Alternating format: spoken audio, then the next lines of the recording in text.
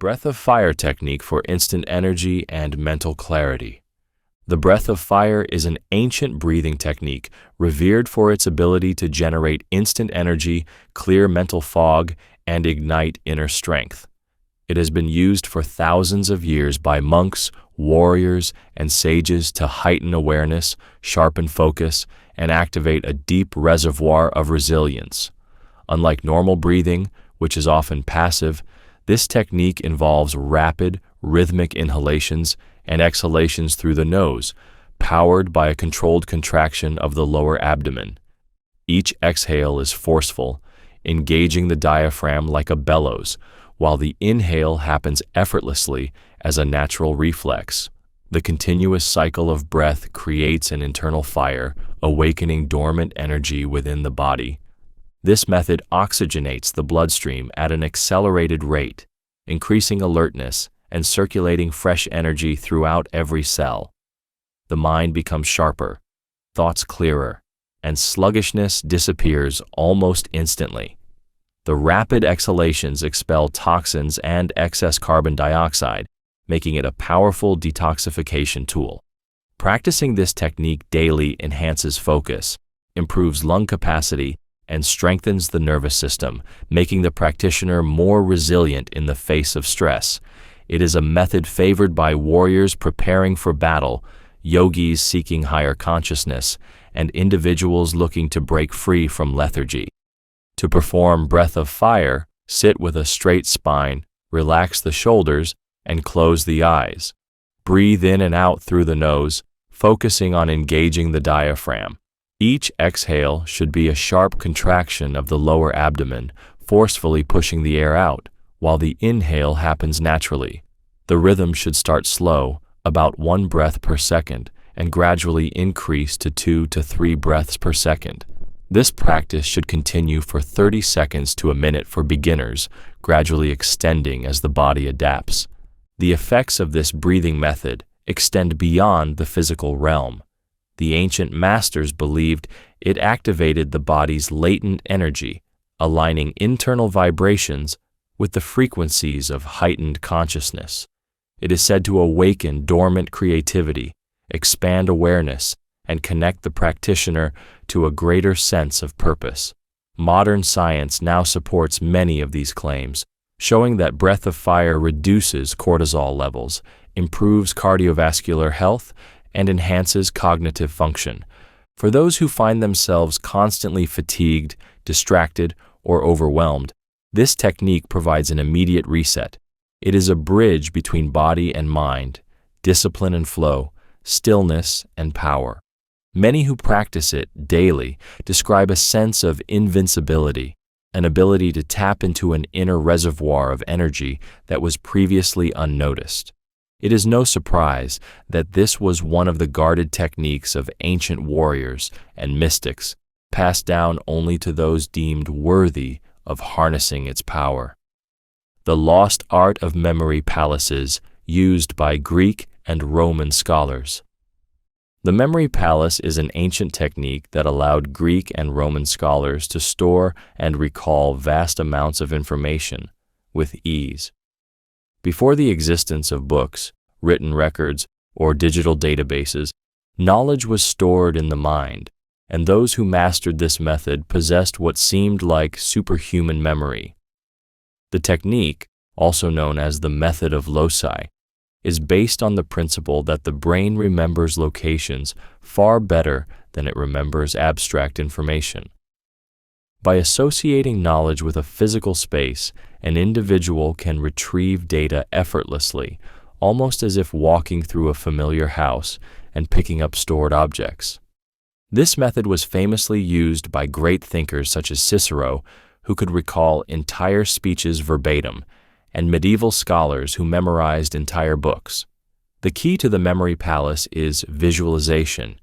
By selecting a well-known location, such as a childhood home, a favorite park, or a familiar street, one can mentally place pieces of information at various landmarks within that space. Each point along the journey acts as a storage unit, holding a vivid, exaggerated, or emotionally charged image that represents the information being memorized. When retrieval is needed, one simply walks through the memory palace in their mind, collecting the knowledge as if gathering treasures left in different rooms. The reason this technique is so effective is that it taps into the brain's spatial memory, which is naturally more developed than rote memorization. Human beings have evolved to remember environments for survival, so linking new information to a familiar setting tricks the brain into treating it as essential. The more absurd or emotionally striking the image associated with a piece of knowledge, the stronger the memory. If one needs to remember the word apple, for example, it would be far more effective to imagine a massive golden apple smashing through a bedroom window than simply repeating the word in their head. This technique is not only for scholars of the past. Today, modern memory champions use it to memorize thousands of digits of pi, decks of shuffled cards, and entire books. It is still one of the most effective methods for mastering new subjects, learning languages, and increasing mental sharpness. Beyond practical application, the memory palace sharpens the mind itself, improving cognitive function, pattern recognition, and even creativity. The ability to store and retrieve vast amounts of knowledge was once considered a form of intellectual magic, a skill that separated the extraordinary from the ordinary. In an era where people rely on external devices to hold their knowledge, mastering the memory palace revives an ancient power that has been hidden in the mind all along. For those who seek to sharpen their intellect, increase their ability to learn, and develop a nearly photographic memory, this lost art provides a path to mental mastery. The power of mudras, hand gestures that unlock hidden energies. Throughout history, hidden within the sacred practices of yogis, monks, and mystics, there existed a knowledge so profound that it required no tools, no external forces, only the positioning of one's own hands. This was the secret of mudras, ancient hand gestures believed to influence energy flow, alter consciousness, and unlock hidden reserves of strength, wisdom, and healing. These gestures were more than mere symbols.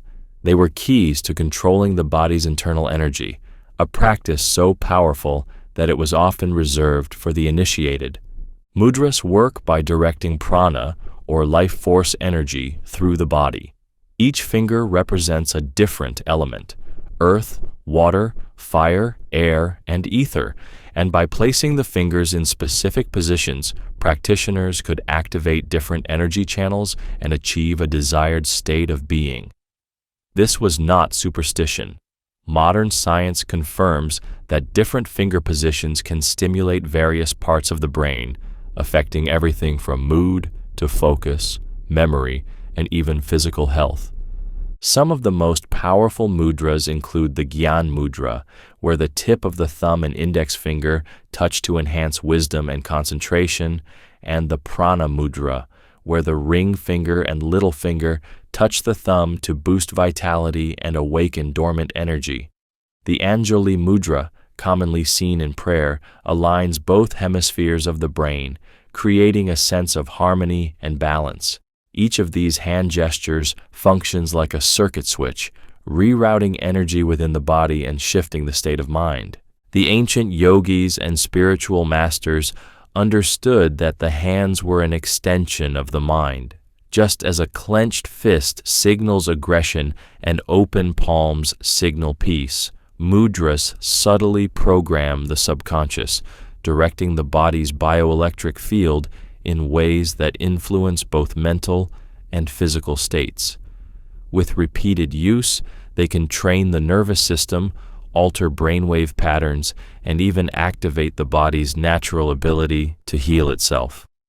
For centuries, these gestures remained a closely guarded secret, passed down within sacred traditions, hidden from the masses who dismissed them as mystical hand signs. But in recent decades, researchers have begun to explore their effects, confirming that they can influence brain activity, enhance focus, and even alter physiological responses, such as blood pressure and heart rate.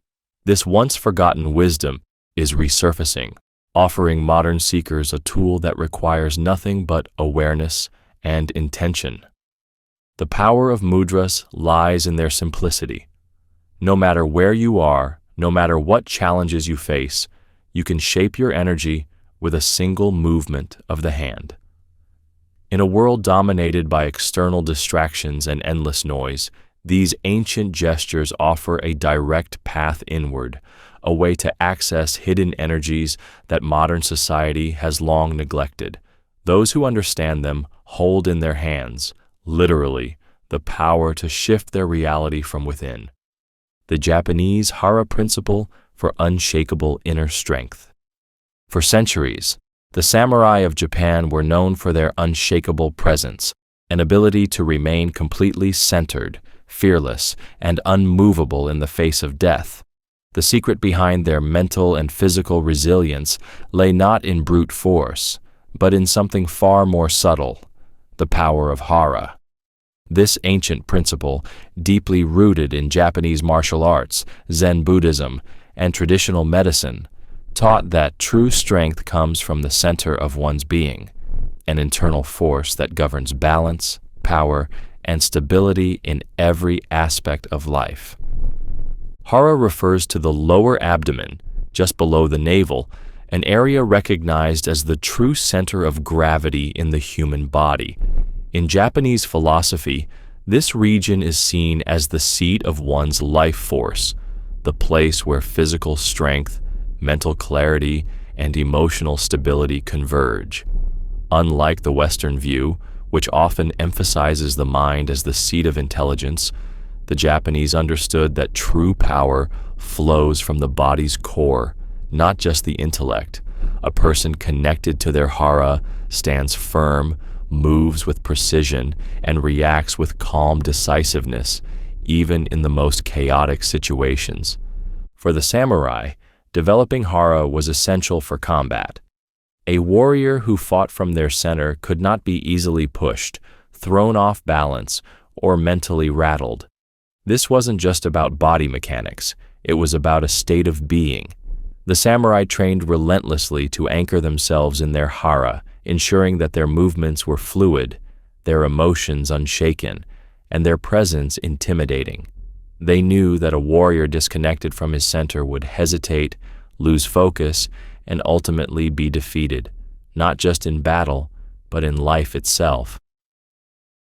Beyond the battlefield, the concept of Hara influenced everything from calligraphy and tea ceremonies to meditation and traditional healing practices. Those who lived from the Hara carried themselves with deep presence, exuding a quiet but undeniable confidence. Their speech was measured, their actions deliberate, their thoughts uncluttered. To this day, in Japan, someone with strong Hara is said to be reliable, trustworthy, and deeply grounded, while someone who lacks it is seen as weak, anxious, or easily swayed. The secret to cultivating Hara is found in deep abdominal breathing and mindful posture, unlike shallow chest breathing, which signals stress and weakens one's presence. Deep breaths into the lower belly create a stable core.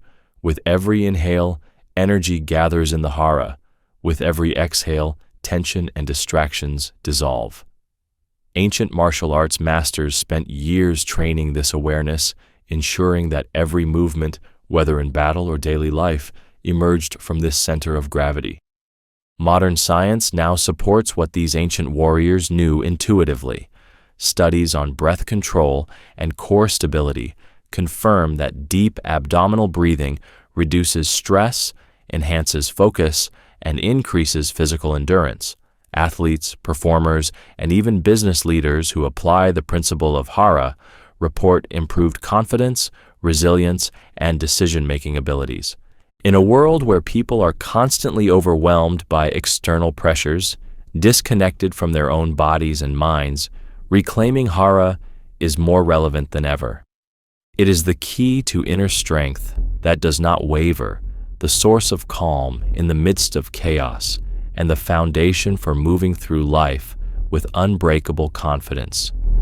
Those who learn to live from their center rather than from their scattered thoughts unlock a state of presence so powerful that nothing can shake them. The Hermetic principle of mentalism, mastering reality with thought. At the heart of ancient esoteric wisdom lies a truth so powerful that those who understood it wielded an almost supernatural ability to shape their reality.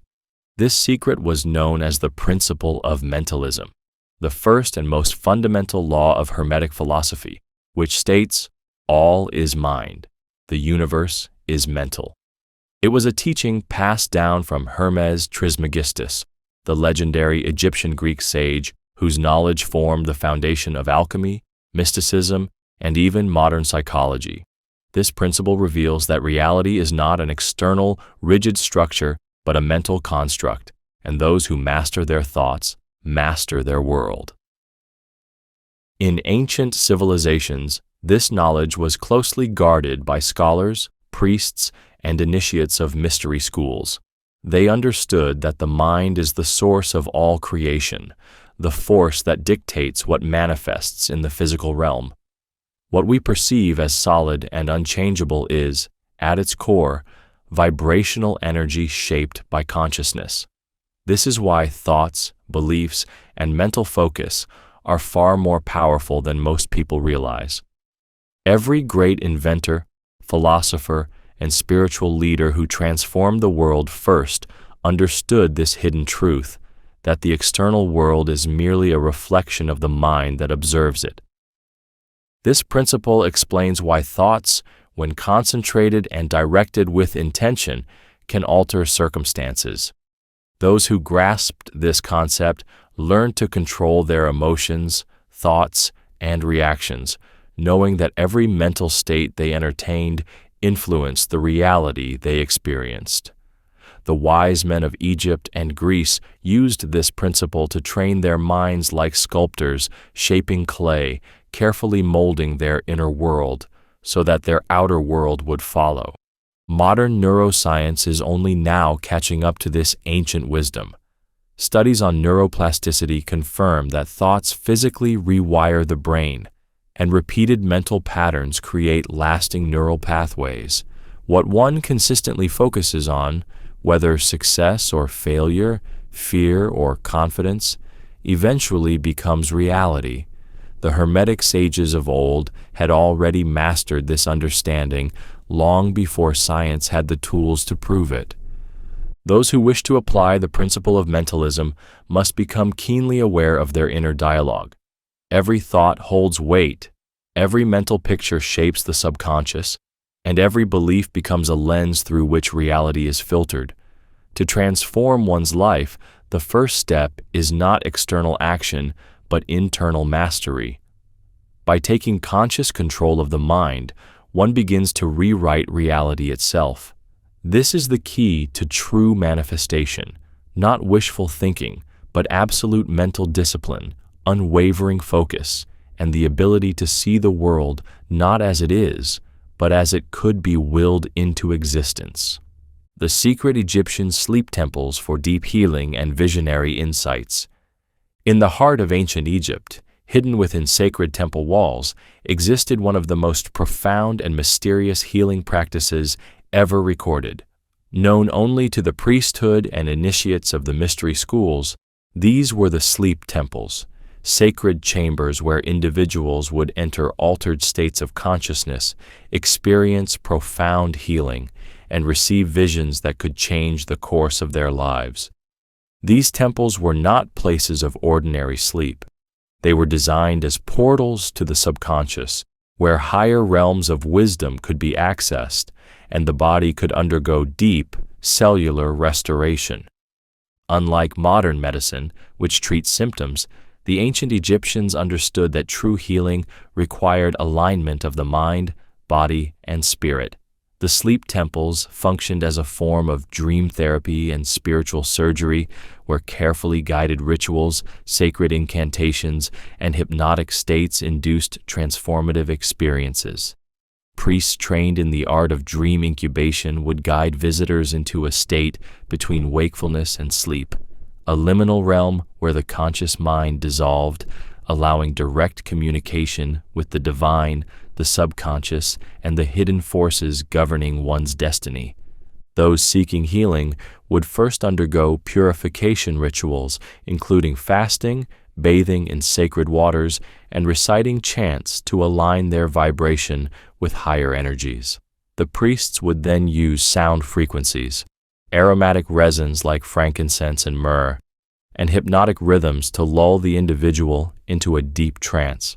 Once in this state, the sleeper would receive visions, answers to life's greatest dilemmas, guidance from the gods, or symbolic messages revealing the roots of their ailments. Many awoke with profound clarity, feeling physically renewed and spiritually awakened. The most famous of these temples was dedicated to Imhotep, the legendary Egyptian physician and high priest. Those who entered his temple often left cured of ailments that had plagued them for years. These ancient healers understood that the mind itself was the greatest medicine and that sleep was not merely a time of rest, but a gateway to a hidden dimension of healing intelligence. Today, the knowledge of the sleep temples has nearly vanished, yet remnants of their wisdom persist in practices like lucid dreaming, hypnotherapy, and guided visualization. Modern sleep research confirms that the brain undergoes profound self-repair during deep sleep, processing unresolved emotions, strengthening the immune system, and consolidating knowledge in ways still not fully understood. The ancient Egyptians had already mastered this knowledge, using dream states as a tool for profound transformation. For those seeking deeper healing, the lost wisdom of the sleep temples suggests a radical shift. Rather than looking outward for answers, turn inward.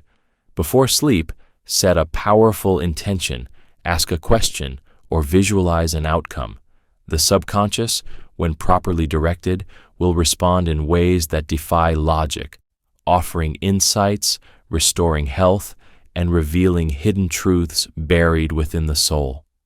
The ancients knew that within the silent corridors of the dream world lies the key to unlocking the deepest mysteries of existence. The Persian art of Tarof, psychological influence through politeness.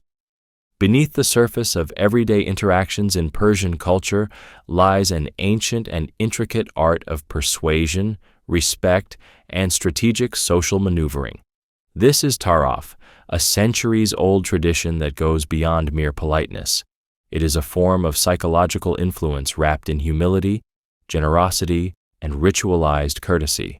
On the surface, Tarof may appear as an elaborate exchange of excessive pleasantries, but those who understand its depths recognize it as a powerful tool for navigating social hierarchies, asserting influence, and subtly controlling interactions. At its core, Tarof is the practice of offering and refusing in a way that creates a delicate dance of honor and social expectation. A host will insist that a guest take more food, refusing to accept a decline. A shopkeeper will claim there is no charge for an item, expecting the buyer to insist on paying. A person of high status may downplay their own importance, inviting others to express further admiration. While it may seem like an endless cycle of false offers and refusals, Tarof is not about deception. It is a carefully orchestrated ritual designed to show humility, establish social bonds, and subtly reinforce one's standing. The psychological power of Tarof lies in its ability to shape perception. By appearing overly generous, a person increases their prestige. By declining offers repeatedly, one signals self-restraint and dignity. By carefully navigating the exchange, both parties reinforce a silent understanding of mutual respect and obligation. Those unfamiliar with Tarof may mistake it for insincere flattery, but its practitioners understand it as a sophisticated form of influence, a way to create reciprocity, maintain social harmony, and even assert dominance without direct confrontation. In diplomacy, business, and negotiations, Tarof serves as an invisible force, allowing one to dictate the terms of an interaction without appearing forceful. A merchant who insists that a customer take a gift appears generous, but also subtly pressures the recipient to either return the favor or feel indebted. A leader who downplays their own power ensures that others elevate them even further. A guest who refuses an offer multiple times before finally accepting appears both modest and appreciative, strengthening their reputation. The Stoic practice of Premeditatio Malorum, preparing for any crisis. There is a secret technique practiced by the greatest minds of history that turns fear into power and uncertainty into absolute preparedness. It is called Premeditatio Malorum, the Stoic art of negative visualization, and it has been used for over 2,000 years to fortify the mind against hardship, eliminate emotional fragility, and prepare for life's worst moments before they even happen. The great Roman emperor and philosopher Marcus Aurelius wrote, "Begin each day by telling yourself, 'Today I shall meet with interference, ingratitude, insolence, disloyalty, ill will, and selfishness.'" This was not pessimism. It was a method of mental conditioning, a way to anticipate difficulties before they arrived, so that when they did, they had no power to shake him. By envisioning potential misfortunes, not to dwell in fear, but to prepare, he ensured that no crisis would ever catch him off guard. This technique was not just for emperors. Stoic thinkers like Seneca, Epictetus, and countless warriors, leaders, and scholars used Premeditatio Malorum to train themselves for battle, loss, betrayal, or even death. By mentally rehearsing worst-case scenarios, they removed their emotional sting, transforming fear into calculated response. The mind, when exposed to an idea repeatedly, becomes desensitized to it. Those who fear public speaking, for instance, often find that imagining failure repeatedly lessens its impact. Those who anticipate rejection learn that when it finally arrives, it feels far less devastating than expected. In modern psychology, this is known as exposure therapy, a method used to treat anxiety by confronting fears in a controlled environment. But the Stoics mastered this technique long before modern science confirmed its effectiveness. Instead of hoping that life would be smooth, they assumed that obstacles were inevitable. By training the mind to expect setbacks, broken promises, failures, and losses, they ensured that when these things arrived, they would be met with calm acceptance and strategic action, rather than panic. The power of Premeditatio Malorum lies in its ability to transform suffering into resilience. By imagining losing wealth, one becomes less attached to it. By envisioning the betrayal of a friend, one is not devastated when it happens. By contemplating mortality, one learns to value life more intensely. This is not about attracting bad events. It is about ensuring that when they come, they do not control or break us. Those who practice this daily develop an unshakable mind. They walk through life knowing that no matter what happens, they have already faced it in their minds, processed the fear, and rehearsed their response. This is why Stoics were known for their unflappable composure in the face of war, exile, and even execution. While others react emotionally, those who have prepared respond with clarity. In today's unpredictable world, where uncertainty looms over every decision, Premeditatio Malorum is not just a philosophical exercise, it is an essential life strategy. The greatest weakness is being caught unprepared. The greatest strength is facing any crisis with a mind that has already conquered it. The lost Tibetan, Tummo, breathing for generating inner fire. Hidden high in the snow-covered peaks of the Himalayas, Tibetan monks have practiced an ancient, almost mythical breathing technique for thousands of years. Tummo breathing, also known as inner fire meditation. This lost method, once reserved for advanced yogis and mystics, is so powerful that it allows practitioners to generate intense body heat, resist extreme cold, and even reach altered states of consciousness. Monks trained in this technique are capable of sitting half naked in sub-zero temperatures, melting snow around them with their body heat alone. While Western science dismissed these stories as legend for centuries, research has now confirmed that Tummo breathing is one of the most profound mind-body techniques ever discovered. The essence of Tummo breathing lies in harnessing the body's internal energy through a combination of intense breathwork, deep visualization, and muscular contractions of the core. Unlike normal breathing, which is passive, Tummo requires deliberate control over inhalation, exhalation, and the retention of breath to build internal pressure. This stimulates the nervous system, increasing heat production from within. But the true power of Tummo lies in what it does to the mind. By practicing it regularly, monks develop an unshakable mental state, one that is immune to fear, pain, and discomfort. To practice Tummo breathing, one must begin by sitting in a comfortable but upright position. The first step is to inhale deeply through the nose, filling the lower abdomen with air. This is followed by a forceful exhale, completely emptying the lungs. After several cycles, the breath is held, and the practitioner visualizes an inner fire burning brightly in the navel region. The heat intensifies with each breath cycle, spreading through the entire body like a furnace. The final stage involves contracting the abdominal muscles, creating a powerful internal heat response that radiates outward.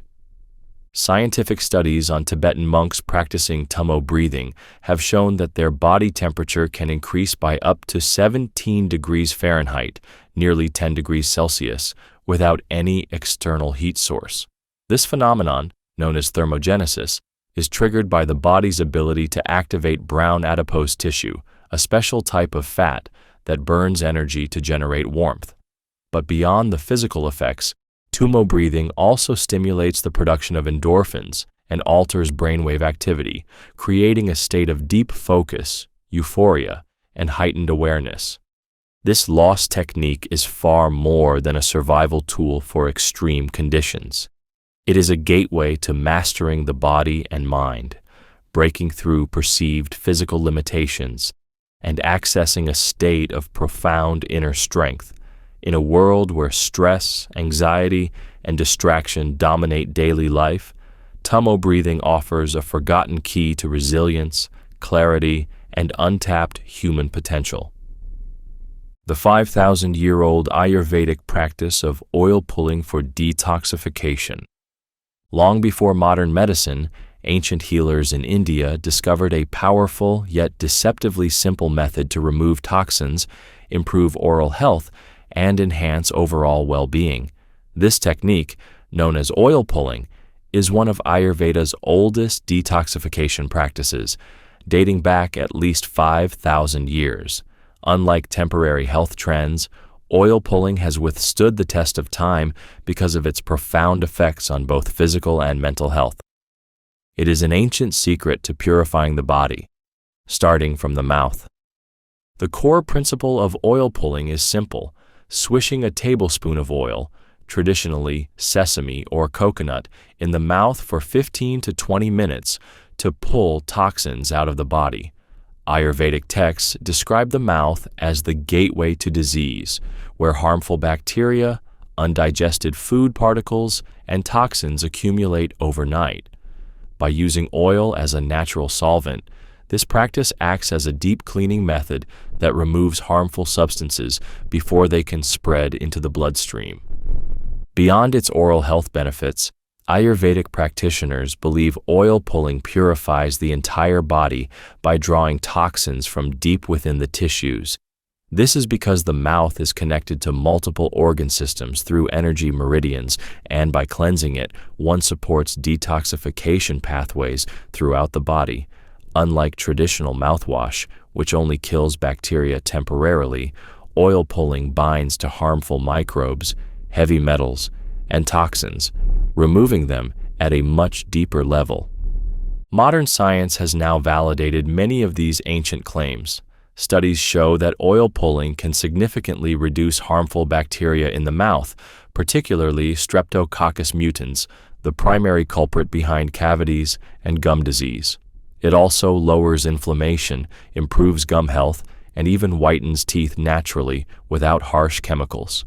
Some studies suggest that oil pulling reduces overall body inflammation, potentially aiding in conditions like arthritis, migraines, and skin issues, as the reduction of bacteria lowers the body's toxic load.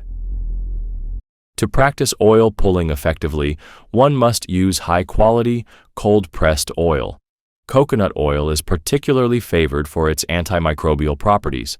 Upon waking, before eating or drinking, a tablespoon of oil is placed in the mouth and swished vigorously, ensuring it reaches all areas. The key is not to swallow the oil, as it absorbs bacteria and toxins.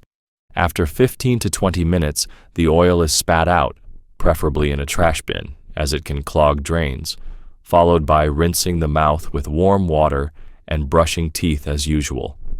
The benefits of oil pulling extend beyond the physical. In Ayurvedic philosophy, the practice is seen as a form of self-care that strengthens the body's natural defenses, clears mental fog, and enhances vitality.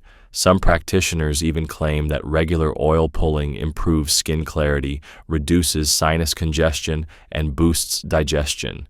In an age where people are bombarded with toxins from processed foods, environmental pollutants, and stress, oil pulling remains one of the simplest and most effective detoxification techniques available.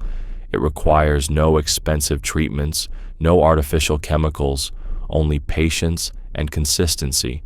For those seeking a natural and ancient method to purify the body, enhance oral health, and support longevity, oil pulling is a timeless secret that continues to prove its power after thousands of years. The shadow work rituals of ancient shamans for true self-mastery. Deep within the mystical traditions of the world's oldest cultures lies a powerful yet often feared practice, shadow work. This ancient ritual, used by shamans across various civilizations, was designed to confront and integrate the darkest parts of the human psyche. It was not for the faint of heart. Shadow work was an initiation into self-mastery, a method of delving into one's hidden fears, suppressed emotions, and unconscious desires to reclaim lost power. Those who undertook it gained an unshakable inner strength, a clarity of purpose, and a level of emotional resilience that few could match.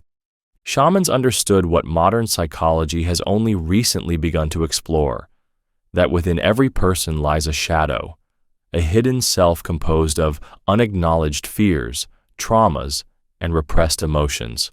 This shadow is not inherently evil, but when ignored, it controls thoughts, reactions, and behaviors from behind the scenes. Ancient tribes knew that those who refused to face their shadow lived as fragmented beings, forever at war with themselves. But those who embraced it gained access to a source of immense personal power. The rituals of shadow work varied among different shamanic traditions, but all involved intense self-exploration, deep meditation, and symbolic confrontation with the hidden self. In some cultures, initiates were sent into isolation, deep within caves or forests, forced to confront their deepest fears alone. Others underwent guided visions through plant medicine ceremonies, such as ayahuasca in the Amazon or peyote in Native American rituals, where their hidden emotions were forced to the surface. These intense experiences stripped away false identities, revealing the raw truth of one's inner self. A key practice in shadow work was symbolic storytelling and dream analysis. Shamans taught that fears and unresolved traumas appeared in dreams as symbols, monsters, demons, or endless mazes. By actively engaging with these symbols in waking life, a person could understand their suppressed emotions and free themselves from unconscious patterns of self-sabotage. Another method involved mirror work, where initiates would stare into their own reflection in complete silence for extended periods, forcing their unconscious mind to surface. The benefits of shadow work were profound. Those who completed these rituals emerged with a deep understanding of themselves, an ability to regulate emotions, and a mastery over fear and doubt. Many warriors, leaders, and healers underwent these practices to ensure they would not be controlled by fear, rage, or unconscious conditioning in times of crisis. Instead of being overwhelmed by emotions, they learned to use them as fuel for transformation. Modern psychology now acknowledges the power of shadow work, aligning with Carl Jung's concept of integrating the unconscious mind. However, what shamans practiced was far more intense than mere self-reflection. It was a sacred rite of passage, an initiation into a higher state of being. For those brave enough to embark on this journey today, the rewards remain the same: freedom from fear, unbreakable inner peace, and a level of self-awareness that few ever achieve. The Viking Berserker mindset for unstoppable courage in battle. Among the most feared warriors in history, there existed an elite group whose very presence on the battlefield struck terror into the hearts of their enemies, the Berserkers. These Viking warriors were not ordinary fighters. They were forces of nature, seemingly possessed by an unstoppable fury, immune to pain, fear, and hesitation. Their secret was not just brute strength, but a unique mental conditioning technique that transformed them into near-invincible warriors. The Berserker's mindset was built upon an ancient practice of harnessing controlled rage, transcending physical limitations, and entering an altered state of consciousness. In battle, they did not fight with calculated strategy alone. They entered a state known as Berserker Gang, a trance-like fury that shut down fear responses, enhanced physical endurance, and allowed them to fight beyond normal human limits. While others hesitated in battle, Berserkers became pure instinct, pure force, pure destruction. The preparation for Berserker Gang began long before battle. Warriors underwent rigorous mental and physical conditioning, enduring extreme weather, fasting for extended periods, and performing high-intensity training with heavy weapons. These brutal conditions rewired their nervous systems to tolerate immense pain and push through exhaustion. But the real secret lay in their mental programming. Berserkers used deep visualization techniques to become one with their warrior spirit. They would meditate on becoming untouchable, often associating themselves with the fiercest animals: bears, wolves, or wild boars. Some warriors even wore animal skins to fully embody these predatory instincts. By adopting the identity of a beast, they removed the human tendency for fear, hesitation, or doubt. They became the fight itself. Before battle, they would chant war songs, perform ritualistic breathing exercises, and enter deep trances, activating their sympathetic nervous system to its highest potential. The result? An altered state where pain became irrelevant, wounds did not slow them down, and fear simply did not exist. Some scholars believe they used specific herbs or mushrooms to enhance this state, but others argue that their mindset alone was enough to trigger these extreme physiological changes. Berserkers were also masters of psychological warfare. Their reputation alone caused opponents to lose morale before the fight even began.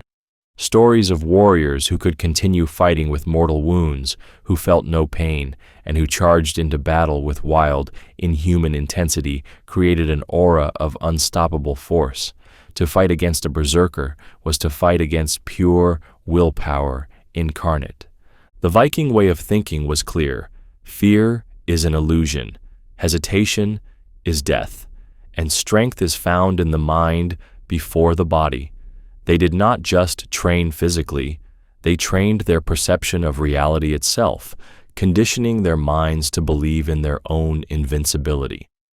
This was not arrogance, but an ancient neurological technique to override survival instincts, a process that modern elite soldiers, extreme athletes, and endurance specialists now study. Science now confirms that mental conditioning plays a bigger role in performance than physical strength alone. The mind controls pain tolerance, reaction time, and even biochemical responses to stress. The Vikings had already mastered this concept. They understood that if a warrior could rewrite their mental programming to remove fear, their body would follow, allowing them to perform feats beyond normal human limits. Today, the lessons of the Berserker mindset are still applicable, not just in battle, but in overcoming fear, building relentless determination, and pushing beyond perceived limitations. Whether in sports, business, or personal challenges, the principle remains the same. Those who eliminate hesitation, embrace discomfort, and step into the unknown with full force become unstoppable. The Berserkers may have vanished, but their legacy of unbreakable courage remains a blueprint for anyone seeking to conquer their own battles. The forbidden Chinese Nei Gong techniques for lifespan extension. For thousands of years, the Chinese masters of internal energy cultivated a rare and secretive practice known as Nei Gong, a set of deeply internalized techniques designed to prolong life, restore vitality, and awaken untapped human potential. Unlike the more well-known Qigong, which focuses on external movements, Nei Gong operates on a much deeper level, working on the body's energy system, internal organs, and mental state to achieve longevity and supernatural resilience. The practitioners of Nei Gong were often monks, hermits, or members of elite warrior sects who sought to harness and refine the body's energy, or qi, to its highest form. This was not a simple exercise. It was an internal transformation that altered the practitioner's nervous system, slowed aging, and strengthened the body's self-healing mechanisms. Some of these techniques were so powerful that they were considered forbidden knowledge, passed down only to the most dedicated disciples for fear that misuse could disrupt the body's natural balance or lead to dangerous energy imbalances. At the heart of Nei Gong are practices that restructure the way energy flows through the body, using controlled breathwork, precise movements, and deep meditative states. Advanced practitioners develop an ability called bone marrow washing, an esoteric process that allows the body to regenerate at the cellular level, eliminating disease and reversing the effects of aging. This technique was said to be used by the Shaolin monks and Taoist immortals, some of whom reportedly lived well beyond 100 years in perfect health. One of the core Nei Gong practices involves Dantian breathing, where energy is stored and cultivated in the lower abdomen. Unlike shallow chest breathing, which weakens the body over time, this technique teaches the practitioner to breathe deeply into the Dantian, the energy center just below the navel, increasing oxygen flow and stabilizing internal energy. By doing this, the body enters a state of near-total rejuvenation, slowing the metabolic process and reducing the oxidative stress responsible for aging. Modern science is now beginning to confirm the effectiveness of Nei Gong principles. Research shows that slow, controlled breathwork combined with meditation reduces inflammation, boosts immune function, and extends telomere length, the biological markers of aging. In essence, the Chinese Nei Gong masters had already unlocked the secrets of cellular regeneration long before modern medicine even understood DNA. Many of the oldest living Taoist monks attribute their longevity to this practice. While most people unconsciously burn through their energy reserves by overworking, stressing, and improper breathing, Nei Gong practitioners train themselves to store, refine, and circulate their energy for maximum efficiency. In doing so, they tap into a lifespan extension method that remains one of the most mysterious and powerful practices ever recorded. The forbidden nature of Gong techniques stems from the fact that they are not meant for the casual practitioner. Mastery requires absolute discipline, as misuse can disrupt the delicate balance of the body's natural energy system. For those who seek to unlock the secrets of longevity, Gong offers a path, a lost knowledge from ancient China that promises not just a longer life, but a life of profound vitality, clarity, and inner mastery. The 12 rhythmic breathing pattern of the samurai for instant focus. The legendary samurai warriors of Japan were more than just skilled fighters. They were masters of breath control, capable of maintaining absolute focus, composure, and endurance, even in the heat of battle. One of their most guarded techniques was the 12 rhythmic breathing pattern, a precise breathing method designed to instantly sharpen the mind, regulate emotions, and prepare the body for combat. Unlike ordinary breathing, which is erratic and unconscious, the samurai developed a system where each breath was controlled, intentional, and perfectly synchronized with their movements. This was not just a survival tactic. It was a spiritual and physiological practice that allowed them to enter an almost meditative flow state before drawing their sword. The secret of the 12 rhythmic breathing pattern lies in its timed inhalations, exhalations, and retention of breath, all synchronized to specific rhythms that activate the parasympathetic nervous system. By training themselves to breathe in exact cycles, the samurai slowed their heart rates, reduced reaction times, and remained unshaken under pressure. In battle, where a single moment of hesitation could mean death, this level of control gave them an advantage over opponents who were controlled by panic and adrenaline. The breathing pattern follows a simple yet powerful rhythm. 1. 4 slow inhalations through the nose, filling the lower abdomen. 2. 4 controlled exhalations through the mouth, releasing tension. 3. 4 moments of breath retention, sharpening focus before repeating the cycle. This cycle was repeated 12 times, gradually shifting the samurai into a heightened state of awareness. The key was in the retention of breath, which caused a slight buildup of carbon dioxide, triggering a calm, controlled alertness that allowed them to react with lightning-fast precision. The samurai also used a variation of this breathwork called ibuki breathing, a more intense technique used before striking an opponent.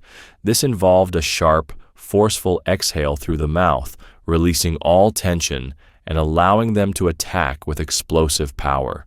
By timing their breath with their movements, they ensured each strike was executed with maximum efficiency and no wasted energy.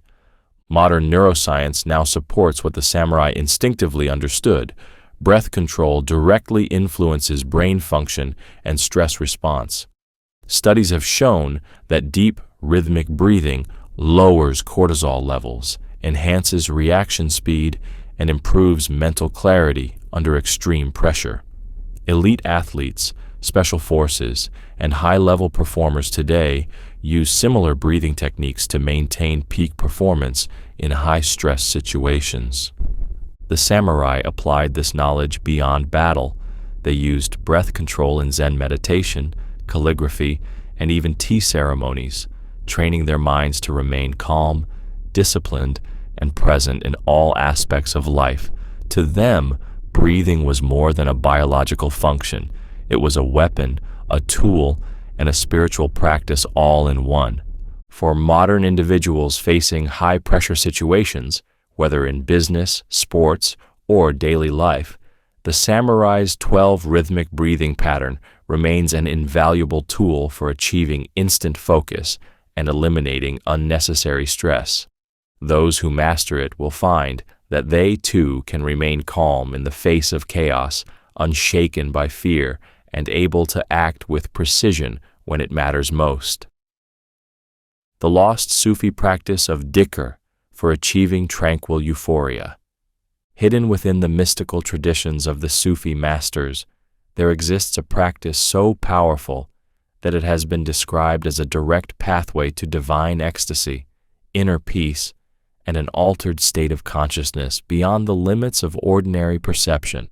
This practice is known as Dhikr, an ancient and sacred technique of repetitive chanting, rhythmic breathing, and deep meditative focus that allows the practitioner to dissolve the ego, quiet the mind, and experience an overwhelming sense of blissful tranquility. For centuries, the Sufi mystics of the Middle East and North Africa have used Dhikr as a method of achieving divine connection, training their bodies and minds to enter a heightened spiritual state through the repetition of sacred phrases, controlled breathing, and rhythmic bodily movements. Unlike conventional meditation, which seeks stillness through silence, Dhikr is an active meditation, where the body, breath, and voice align in perfect harmony to produce a trance-like state of euphoria. The word Dhikr translates to remembrance, as the practice is designed to bring constant awareness of the divine presence, dissolving the barriers between the material and the spiritual realms. Practitioners begin by repeating sacred phrases such as La ilaha illa Allah, there is no God but God, or the names of the divine, synchronizing their breath with the words. Some forms of Dhikr involve controlled breathing cycles, while others incorporate swaying, rhythmic rocking, or spinning, as famously performed by the whirling dervishes. The science behind Dhikr reveals its profound neurological and physiological effects. The rhythmic repetition slows brainwave activity, shifting the mind into alpha and theta states, the same states experienced in deep meditation or hypnosis.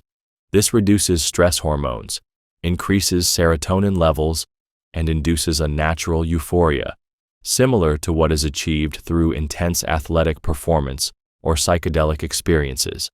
Many Sufi practitioners describe feelings of limitless peace, expanded consciousness, and a deep emotional release, as if their bodies and minds are being purified. But Dhikr is not just about spiritual ecstasy. It is also a powerful tool for mental resilience and emotional healing. In ancient times, warriors and travelers used Dhikr to cultivate an unshakable inner calm, knowing that fear, anxiety, and doubt could not take hold of a mind that was deeply anchored in remembrance. Today, modern neuroscientists are studying how repetitive sound meditation, like Dhikr, can rewire the brain, alleviating conditions like depression, PTSD, and chronic stress. The power of echolocation, used by blind mystics to navigate in darkness. One of the most astonishing and little-known human abilities, one that has remained hidden in the shadows of history, is the power of echolocation, a skill that allows individuals to navigate complete darkness using only sound and heightened sensory perception. While commonly associated with bats and dolphins, certain blind mystics, monks, and warriors throughout history have developed this ability to see without sight, using echoes to map their surroundings with an almost supernatural level of precision. The ancient masters of echolocation understood a profound truth. The human brain is capable of adapting in ways that defy logic, compensating for lost senses by enhancing others to a nearly superhuman level. In various cultures, ranging from Buddhist monks in Tibet to indigenous shamans in the Amazon, individuals who lost their sight trained themselves to see through sound, using subtle auditory cues to construct an accurate mental image of their environment. The method is based on active sound production, a process where the practitioner makes a soft clicking noise with their tongue or a gentle tapping sound, then listens carefully as the sound waves bounce off objects around them. These echoes provide the brain with detailed information about distance, shape, texture, and even movement, allowing them to sense walls, doorways, obstacles, and even people in complete darkness. Modern science has now confirmed that the human brain can repurpose the visual cortex to process sound-based spatial information, meaning that blind individuals who master echolocation literally see through their ears. Studies of expert echolocators have shown that their brains activate the same regions used for sight, proving that the mind is far more adaptable than we once believed. This ability was once considered a rare mystical talent, but it turns out it is a latent skill that anyone can develop with the right training. Some of the earliest recorded instances of human echolocation come from Tibetan monks who lived in pitch-black caves where they refined their ability to detect obstacles without the need for light. Similarly, certain Native American tribes trained their warriors to use sharp, controlled sounds to navigate dense forests at night, giving them an advantage over enemies who relied solely on vision. Even in ancient China, blind martial artists developed sound sight techniques using sharp breath sounds and subtle vibrations to detect movements in combat.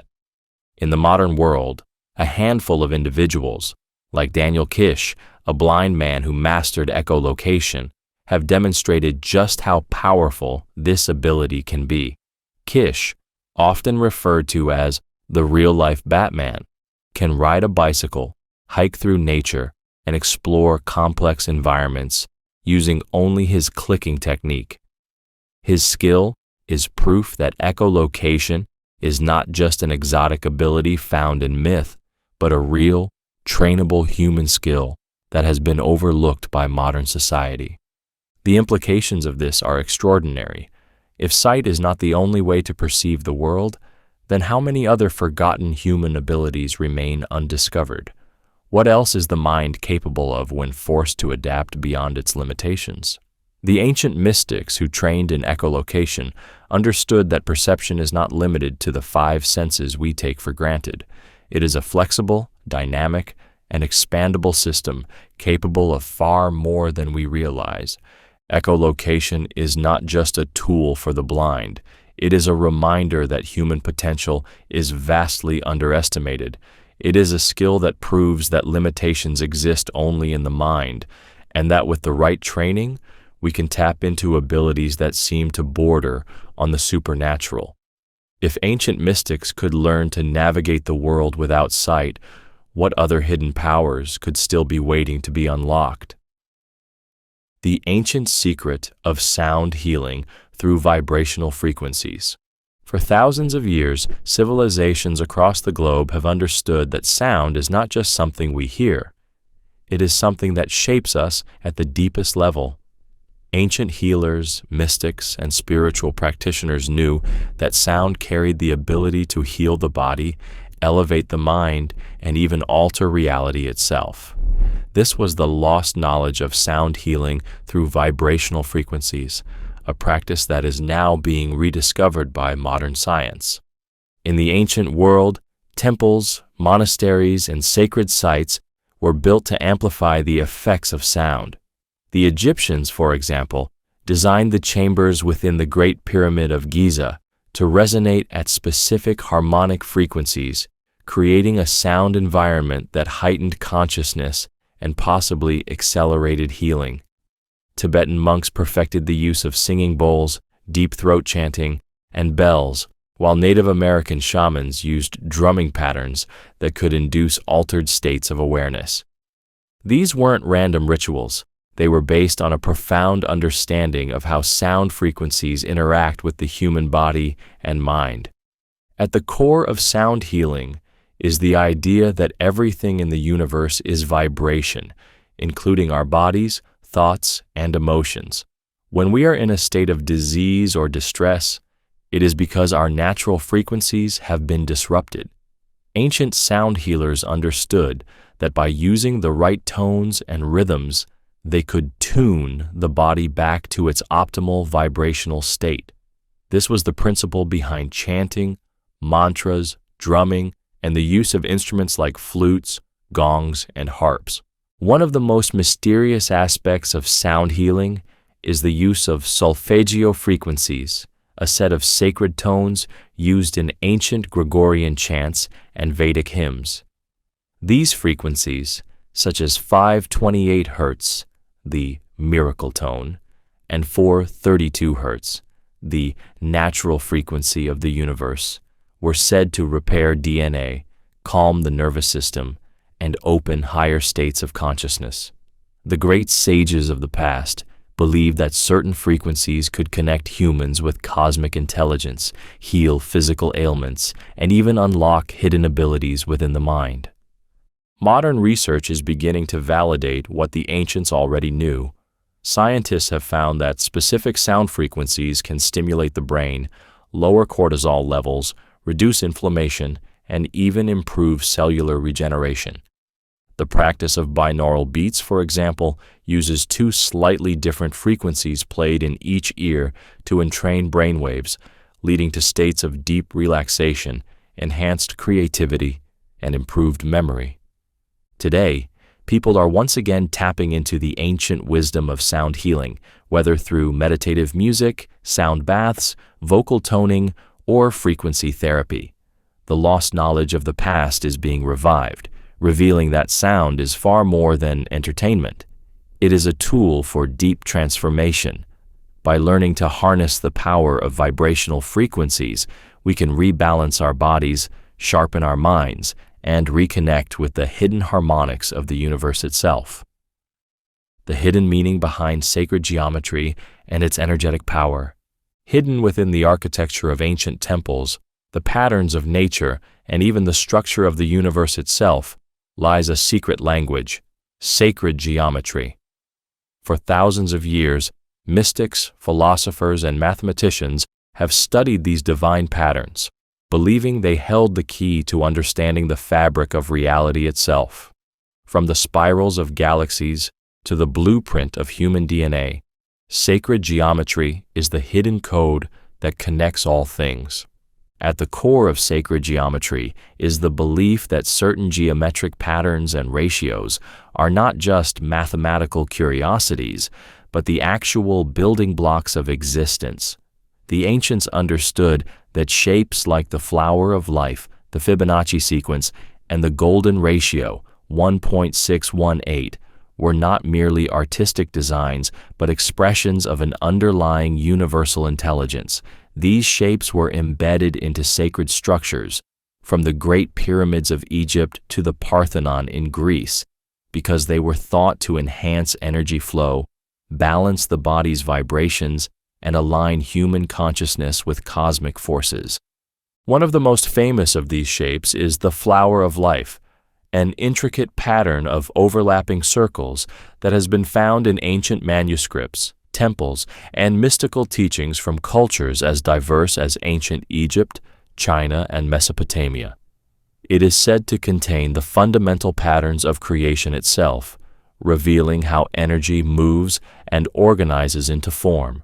Some believe that by meditating on this symbol, one can tap into higher dimensions of awareness and awaken dormant abilities within the mind. The golden ratio, another key element of sacred geometry, is found everywhere in nature, from the proportions of the human body to the spirals of hurricanes and the shape of galaxies. This ratio was heavily used in Renaissance art, architecture, and even music, as it was believed to create harmony and aesthetic perfection. The architects of the past didn't just build for function. They built with hidden mathematical codes designed to elevate human consciousness and create structures that resonated with the natural laws of the universe. Perhaps even more intriguing is the connection between sacred geometry and energy fields. In esoteric traditions, it is believed that these shapes influence the way energy flows in the body and in the environment. For example, the Merkaba, a three-dimensional geometric shape resembling a star tetrahedron, is said to be an energetic vehicle that can activate higher consciousness and assist in spiritual ascension. Similarly, the Shri Yantra, a complex Hindu symbol, is used to focus energy and create a state of deep meditation. Modern physics is now confirming many of these ancient beliefs. Quantum scientists have discovered that the structure of subatomic particles follows the same geometric principles found in sacred geometry, Researchers in cymatics, the study of sound and vibration, have also found that when certain frequencies are played over a plate covered in sand, the particles arrange themselves into perfect geometric patterns, proving that sound and energy create form. The ancients left clues everywhere, from cathedrals to mandalas to the very structures of nature itself, suggesting that geometry is not just a human invention, it is woven into the very essence of reality. Understanding these sacred patterns allows us to connect with the deeper forces at play in the universe, unlock hidden potential within ourselves, and align our energy with the same harmonic frequencies that shape the cosmos. The secret of sacred geometry has been passed down through mystery schools, hidden within the world's greatest artistic and architectural masterpieces, and encoded in religious and philosophical traditions. To those who seek to understand the universe beyond what the eye can see, it provides a map, a mathematical key to the hidden intelligence that governs all things. By embracing its wisdom, we begin to see the world not as random chaos, but as an intricately designed masterpiece, one that we too are a part of. The Egyptian opening of the mouth ritual for awakening inner senses. Deep within the mystical traditions of ancient Egypt, there existed a sacred ritual believed to grant the power of spiritual perception, heightened intuition, and the awakening of hidden senses. This ritual, known as the opening of the mouth, was originally performed to restore consciousness and spiritual awareness to the deceased, but its true secret went far beyond funerary rites. The Egyptian priesthood and initiates of the mystery schools understood that this ritual was not merely about the afterlife, it was a formula for awakening higher perception in the living. The opening of the mouth was performed using sacred tools, often an adze, an ankh, and a ceremonial staff, each item carrying deep symbolic meaning. While historians often describe the ritual as a symbolic act meant to allow the deceased to speak and eat in the afterlife, the hidden meaning was far more profound. The ceremony stimulated energy points in the body, activating dormant faculties of perception, increasing awareness, and enhancing one's ability to see beyond physical reality. Ancient Egyptian initiates believed that the senses of an ordinary person were dulled by the distractions of material existence. Only through ritual purification, focused intention, and sacred ceremony could an individual activate their third eye, open their energetic meridians, and awaken their true spiritual vision. The priests would touch the mouth, eyes, ears, and forehead of the subject with a ceremonial instrument, symbolizing the opening of all sensory channels, both physical and metaphysical. Many initiates underwent this ritual while still alive as part of advanced spiritual training. The goal was to achieve a heightened state of perception, allowing them to access realms beyond the physical world.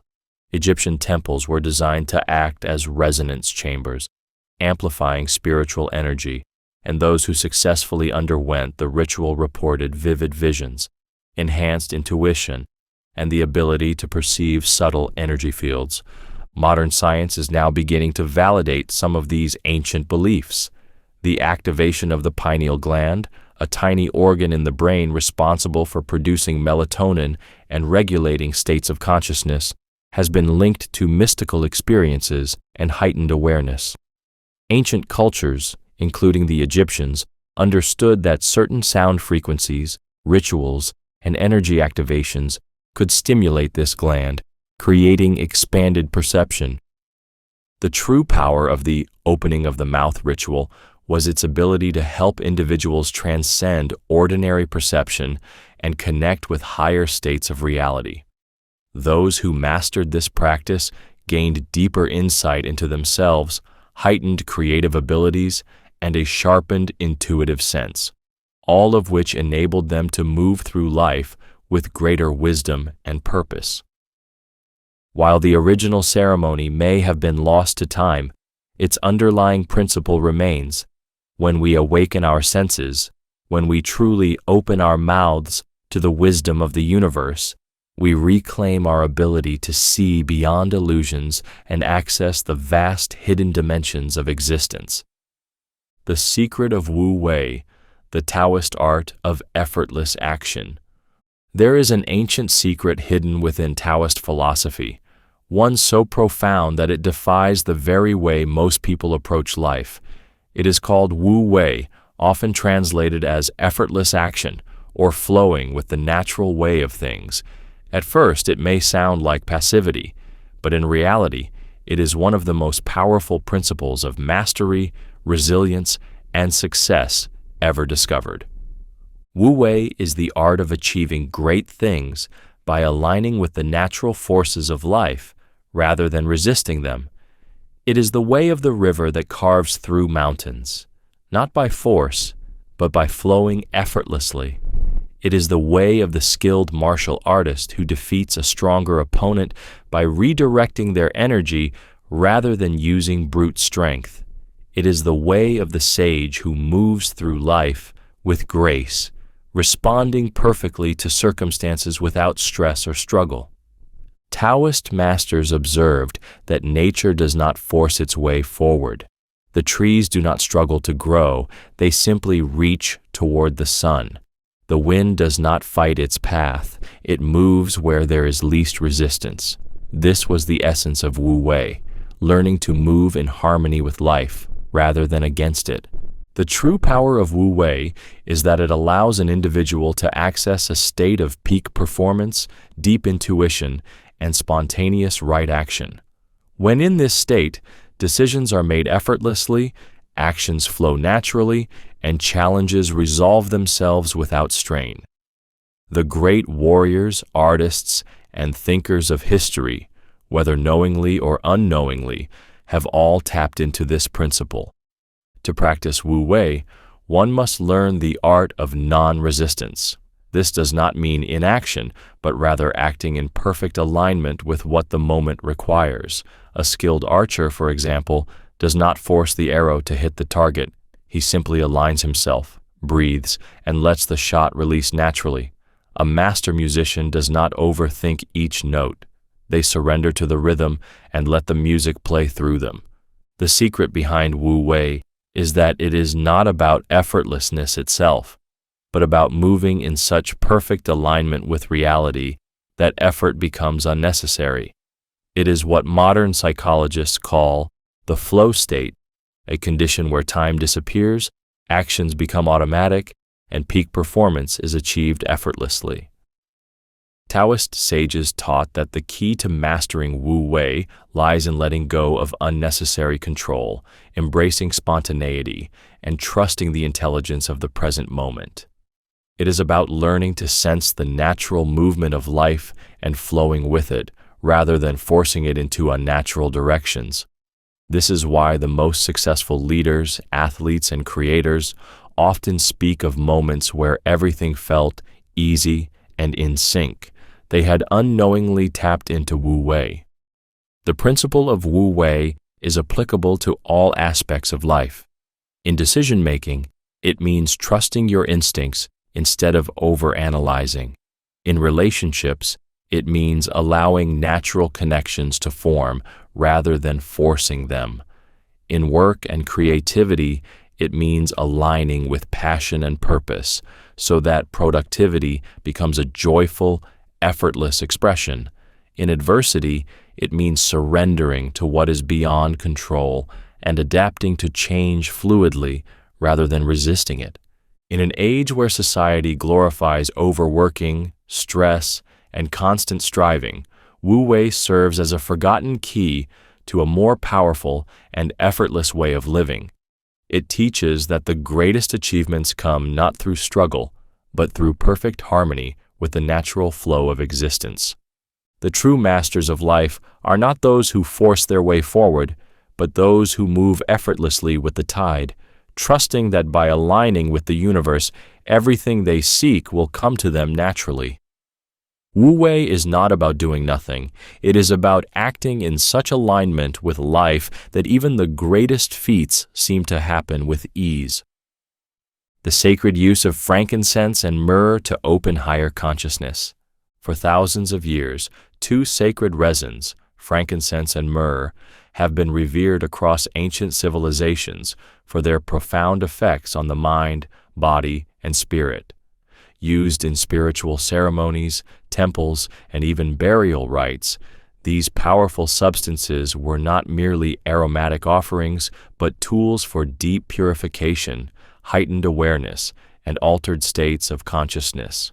From the incense-burning rituals of the ancient Egyptians to the sacred anointing practices of early mystics, frankincense and myrrh have held a place of honor in the pursuit of higher wisdom and spiritual awakening. Frankincense, known as the tears of the gods, was burned in temples, meditation halls, and places of worship because of its ability to induce a meditative state, clear negative energy, and elevate consciousness. Ancient Egyptian priests used frankincense smoke during initiation ceremonies, believing that it helped deepen the breath, sharpen intuition, and open a direct connection to the divine. Its aroma was said to slow down brainwave activity, shifting the mind into a state of deep relaxation and heightened perception. In modern scientific studies, frankincense has been found to stimulate the limbic system, the part of the brain associated with emotions and memory, while also having mild psychoactive effects that promote clarity and introspection. Myrrh, often paired with frankincense, was considered a sacred healing resin with powerful protective properties. Used for purification rituals, it was believed to cleanse the aura, remove stagnant energy, and strengthen one's spiritual defenses against negative influences. Myrrh was also a key ingredient in embalming practices, not just to preserve the body, but to guide the soul safely through the transition between life and the afterlife. The combination of frankincense and myrrh created a harmonic frequency that altered consciousness, allowing initiates and seekers to enter deeper states of meditation and spiritual insight. The secret power of these resins lies in their energetic properties. Frankincense is associated with the upper chakras, particularly the third eye and crown chakra, making it ideal for those seeking wisdom, intuition, and a greater connection to higher realms. Myrrh, on the other hand, is connected to the root and sacral chakras, grounding and stabilizing the spirit while providing emotional and energetic protection. When burned together, these two substances create a balanced state of expansion and grounding, allowing one to explore altered states of awareness while remaining anchored in reality. In modern practice, frankincense and myrrh can be used in meditation, prayer, or energy cleansing rituals. By burning them in a sacred space, one can enhance focus, remove energetic blockages, and enter a state of deep introspection. Many spiritual seekers still use these ancient resins to elevate their consciousness, enhance dream recall, and deepen their spiritual journeys. The ancients knew what modern science is only beginning to discover, that scent is not just a fragrance, but a gateway to the subconscious mind, a bridge between the physical and the spiritual worlds. The Japanese Shinto purification rituals for energetic cleansing. In the ancient traditions of Shinto, the spiritual foundation of Japan, purification is considered an essential practice, not just for the body, but for the mind, spirit, and surrounding environment.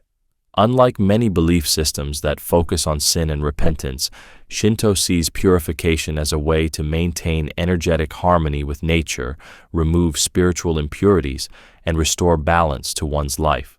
These sacred purification rituals, known as Hara and Misogi, were designed to cleanse negative influences, remove stagnant energy, and prepare the spirit to interact with the divine. One of the most well-known Shinto purification practices is Misogi, a powerful water-cleansing ritual performed at sacred waterfalls, rivers, or shrines. Practitioners would immerse themselves in cold, running water, sometimes under a cascading waterfall, while chanting sacred prayers to cleanse their bodies and minds. This practice was believed to wash away spiritual impurities, enhance clarity, and reset one's energetic field. Samurai warriors were known to perform misogi before battle to clear their minds and strengthen their resolve, while monks and seekers used it as a way to purify their thoughts and emotions before engaging in sacred work. Hara, another essential purification ritual, involved the use of salt, fire, and sacred objects to remove negative energy. Priests at Shinto shrines would perform Hara to cleanse worshippers before they could enter the sacred grounds. In some rituals, participants would wave a purification wand, known as an onusa, over their bodies to remove energetic blockages and restore harmony to their spirit. The belief behind these rituals was that negative energy, known as kegare, accumulated over time and needed to be regularly cleared to maintain spiritual well-being. Salt, considered a powerful purifier, was commonly used in Shinto rituals to cleanse spaces and people. Even today in Japan, small piles of salt, known as morigio, are placed at doorways to absorb negative energy and ward off misfortune. Sumo wrestlers famously throw salt into the ring before a match to purify the space, ensuring that it remains spiritually balanced. Fire, another sacred purifier, is used in ceremonies where objects, or even past regrets, are symbolically burned to release unwanted energies. The secret behind Shinto purification rituals is their ability to reset the mind and body, creating a state of energetic clarity that allows individuals to function at their highest level. In Shinto belief, impurity is not something evil. It is simply an imbalance that needs to be corrected through mindful cleansing. These practices reflect a deep understanding that spiritual health is just as important as physical health, and that regularly clearing away negativity ensures a harmonious and fulfilling life. Modern practitioners still incorporate Shinto purification into their daily lives, even outside of Japan. Simple rituals such as bathing mindfully, using salt in cleansing practices, or setting the intention to release stagnant energy carry the essence of these ancient techniques. Whether through water, fire, or sound, the purpose remains the same: to clear what no longer serves, to restore balance, and to move forward in life with renewed clarity and strength. The wisdom of Shinto purification teaches that true cleansing is not just about hygiene, but about releasing the burdens we carry in our energy field, thoughts, and emotions. By adopting these ancient rituals, one can create a space of clarity, inner peace, and harmony with the unseen forces of the universe. The ancients understood that purification was not just an occasional practice, it was a way of life, a constant renewal of the self, and a pathway to higher awareness. The art of thought seeding, how ancient masters programmed reality. Hidden within the mystical traditions of ancient wisdom keepers, sages, and esoteric schools was a secret practice so powerful that it allowed individuals to shape their reality with precision and intent. This technique, known as thought seeding, was based on the understanding that the mind is not just a tool for processing the world, it is the architect of reality itself. Those who mastered this practice understood that thoughts, when properly directed and planted in the fertile soil of the subconscious, would grow into tangible experiences, opportunities, and outcomes. The core principle behind thought seeding was that the universe is a mental construct, a fluid and responsive field that mirrors back what is consistently impressed upon it. In ancient traditions, this was known as the law of correspondence, expressed in Hermetic teachings as above, so below, as within, so without. By intentionally crafting thoughts, visualizing them with clarity, and embedding them deep into the subconscious, ancient masters could program their minds and, by extension, their external reality to align with their desires. One of the most powerful thought-seeding methods was ritualized mental imprinting, in which a person would meditate, chant, or visualize their desired outcome repeatedly, often just before sleep or upon waking, when the mind was in a suggestible trance-like state. Ancient Egyptian high priests practiced this within temple chambers, using sacred symbols, spoken affirmations, and mental imagery to plant ideas that would later manifest in the physical world. Similarly, Indian yogis used mantras, breath control, and visualization to shape their inner reality, knowing that what was internalized would eventually externalize. The secret behind this method lies in the reticular activating system, RAS, a part of the brain that filters information and determines what we notice and attract in daily life. Modern neuroscience has confirmed what ancient masters already knew.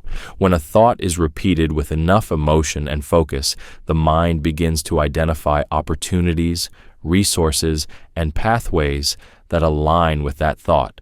In simpler terms, thought seeding trains the mind to become magnetized to whatever is planted within it. For the most advanced practitioners, this technique was more than just a method for personal achievement. It was a form of reality engineering. Some ancient leaders and mystics believed that entire societies could be programmed through collective thought seeding, using chants, symbols, myths, and collective rituals to shape the cultural and energetic landscape of civilizations. In modern times, this knowledge has been fragmented but still exists in practices like affirmations, hypnosis, and mental conditioning. However, those who truly understand the depth of thought seeding know that it is not about mere wishful thinking. It requires deliberate focus, repetition, and a clear emotional charge. The ancient masters saw reality as an interactive canvas, shaped not by external forces, but by the precision of thought, belief, and deep subconscious imprinting. The Druids' use of lunar cycles for manifestation and spiritual timing. Long before modern calendars and artificial schedules dictated human activity, the ancient Druids, the priestly class of the Celts, lived in harmony with the natural rhythms of the moon. They understood that the cycles of the moon were not just celestial events, they were cosmic signals, windows of energy that could be harnessed for manifestation, wisdom, and personal power. For the Druids, time was not linear, it was cyclical, flowing in patterns of expansion and contraction, growth and rest. They structured their sacred rites, decision-making, and even their magical practices according to lunar phases, knowing that each phase carried a distinct energetic signature that influenced both the physical and spiritual worlds. During the new moon, the sky would be dark, a symbolic void, the perfect time for setting new intentions, planting ideas, and preparing for future endeavors. Druids would gather in groves, meditating on what they wished to bring into existence, speaking these desires aloud, and often engraving them onto stones or wooden tablets as a way to physically anchor their intentions. This was seen as a potent time to call forth new opportunities and beginnings. As the moon waxed, growing larger in the sky, its energy was believed to amplify and expand whatever had been set in motion. This phase was used for charging talismans, gaining strength, and taking decisive action on projects and desires. The Druids believed that by aligning with the waxing moon, their efforts would be supported by the natural force of momentum, making manifestation easier and more powerful. The full moon, seen as the height of lunar energy, was a time of powerful magic, heightened intuition, and deep spiritual insight. Druids performed healing ceremonies, divination rituals, and sacred offerings under the full moon, believing it provided direct access to higher wisdom. This was also a time for gratitude, acknowledging the results of past efforts and celebrating abundance, both material and spiritual. As the moon waned, its energy gradually decreased, making it the perfect time for release, letting go, and breaking negative cycles. The Druids saw this as a cleansing period, an opportunity to purge toxic emotions, discard limiting beliefs, and rid themselves of anything no longer serving their highest purpose. During this phase, rituals were performed to banish fear, remove obstacles, and prepare for the next cycle of renewal. The significance of lunar timing extended beyond personal transformation. It was also used in agriculture, warfare, governance, and the training of Druid initiates. The planting of crops was aligned with lunar cycles, ensuring the most fertile growth periods. Battles were strategically timed according to lunar influences, as certain phases were believed to give warriors an edge in both courage and tactical advantage. Even spiritual initiations were deliberately aligned with moon phases to ensure that the initiate would receive the most potent energy for their transformation. Modern science has confirmed many of the Druids' insights. Studies on the gravitational pull of the moon on water suggest that it affects not just tides, but also the human body, which is mostly water. Ancient healers recognized that our emotional and mental states are deeply tied to these cycles, influencing sleep, mood, and energy levels. Today, many people still observe lunar cycles in manifestation practices, meditation, and goal setting, often noticing a natural ebb and flow in their own personal energy. The Druids did not see themselves as separate from the cosmic forces around them. They understood that nature's timing was the key to unlocking true power and manifestation. By working with the moon, rather than against it, they could create harmony between their desires and the greater flow of the universe. Their wisdom remains a profound lesson. Timing is not about forcing outcomes. It is about aligning with the natural forces that already exist. The lost secret of the Druids was never about controlling reality through sheer will. It was about understanding the rhythms of energy, knowing when to act, when to wait, and when to let go. Those who reclaim this knowledge today will find themselves moving in greater harmony with life, effortlessly manifesting their desires at exactly the right time. The Vedic science of mantra, chanting to reshape brain patterns. For thousands of years, the Vedic sages of ancient India guarded a powerful secret, a method of using sound vibrations to rewire the mind, alter consciousness, and unlock hidden human potential. This was the science of mantra chanting, a practice that went far beyond mere repetition of sacred words. These chants were believed to be sonic formulas that could activate neural pathways, alter brain chemistry, and synchronize the mind with the vibrational patterns of the universe itself. The ancient Vedic texts describe sound as the primal creative force behind existence, known as Nada Brahma, meaning the universe is sound. The sages understood that certain seed sounds, or bija mantras, carried unique vibrational frequencies that could harmonize the energy centers of the body, clear mental blockages, and induce profound states of awareness. Unlike ordinary speech, mantras were constructed in precise mathematical rhythms and phonetic structures designed to produce specific effects on the brain, nervous system, and consciousness. Modern neuroscience is now confirming what the ancients knew intuitively. Studies on chanting and vocal toning show that repetitive sound patterns stimulate the prefrontal cortex, the vagus nerve, and the limbic system, reducing stress and anxiety while improving memory and cognitive function. Certain mantras, such as the Om mantra, have been found to synchronize brain hemispheres and induce deep meditative states by shifting brainwave activity into alpha and theta frequencies. Each mantra works in a specific way. The Gayatri mantra, one of the most revered Vedic chants, is said to expand intelligence and enhance spiritual wisdom by activating the pineal gland. The Maha Mrityunjaya mantra, often called the death-conquering mantra, is believed to have healing properties and enhance the body's natural ability to recover from illness. The Shreem mantra is associated with abundance, activating the brain's reward centers and shifting subconscious patterns related to prosperity. The hidden power of mantra chanting lies in its ability to rewire the brain's habitual thought patterns.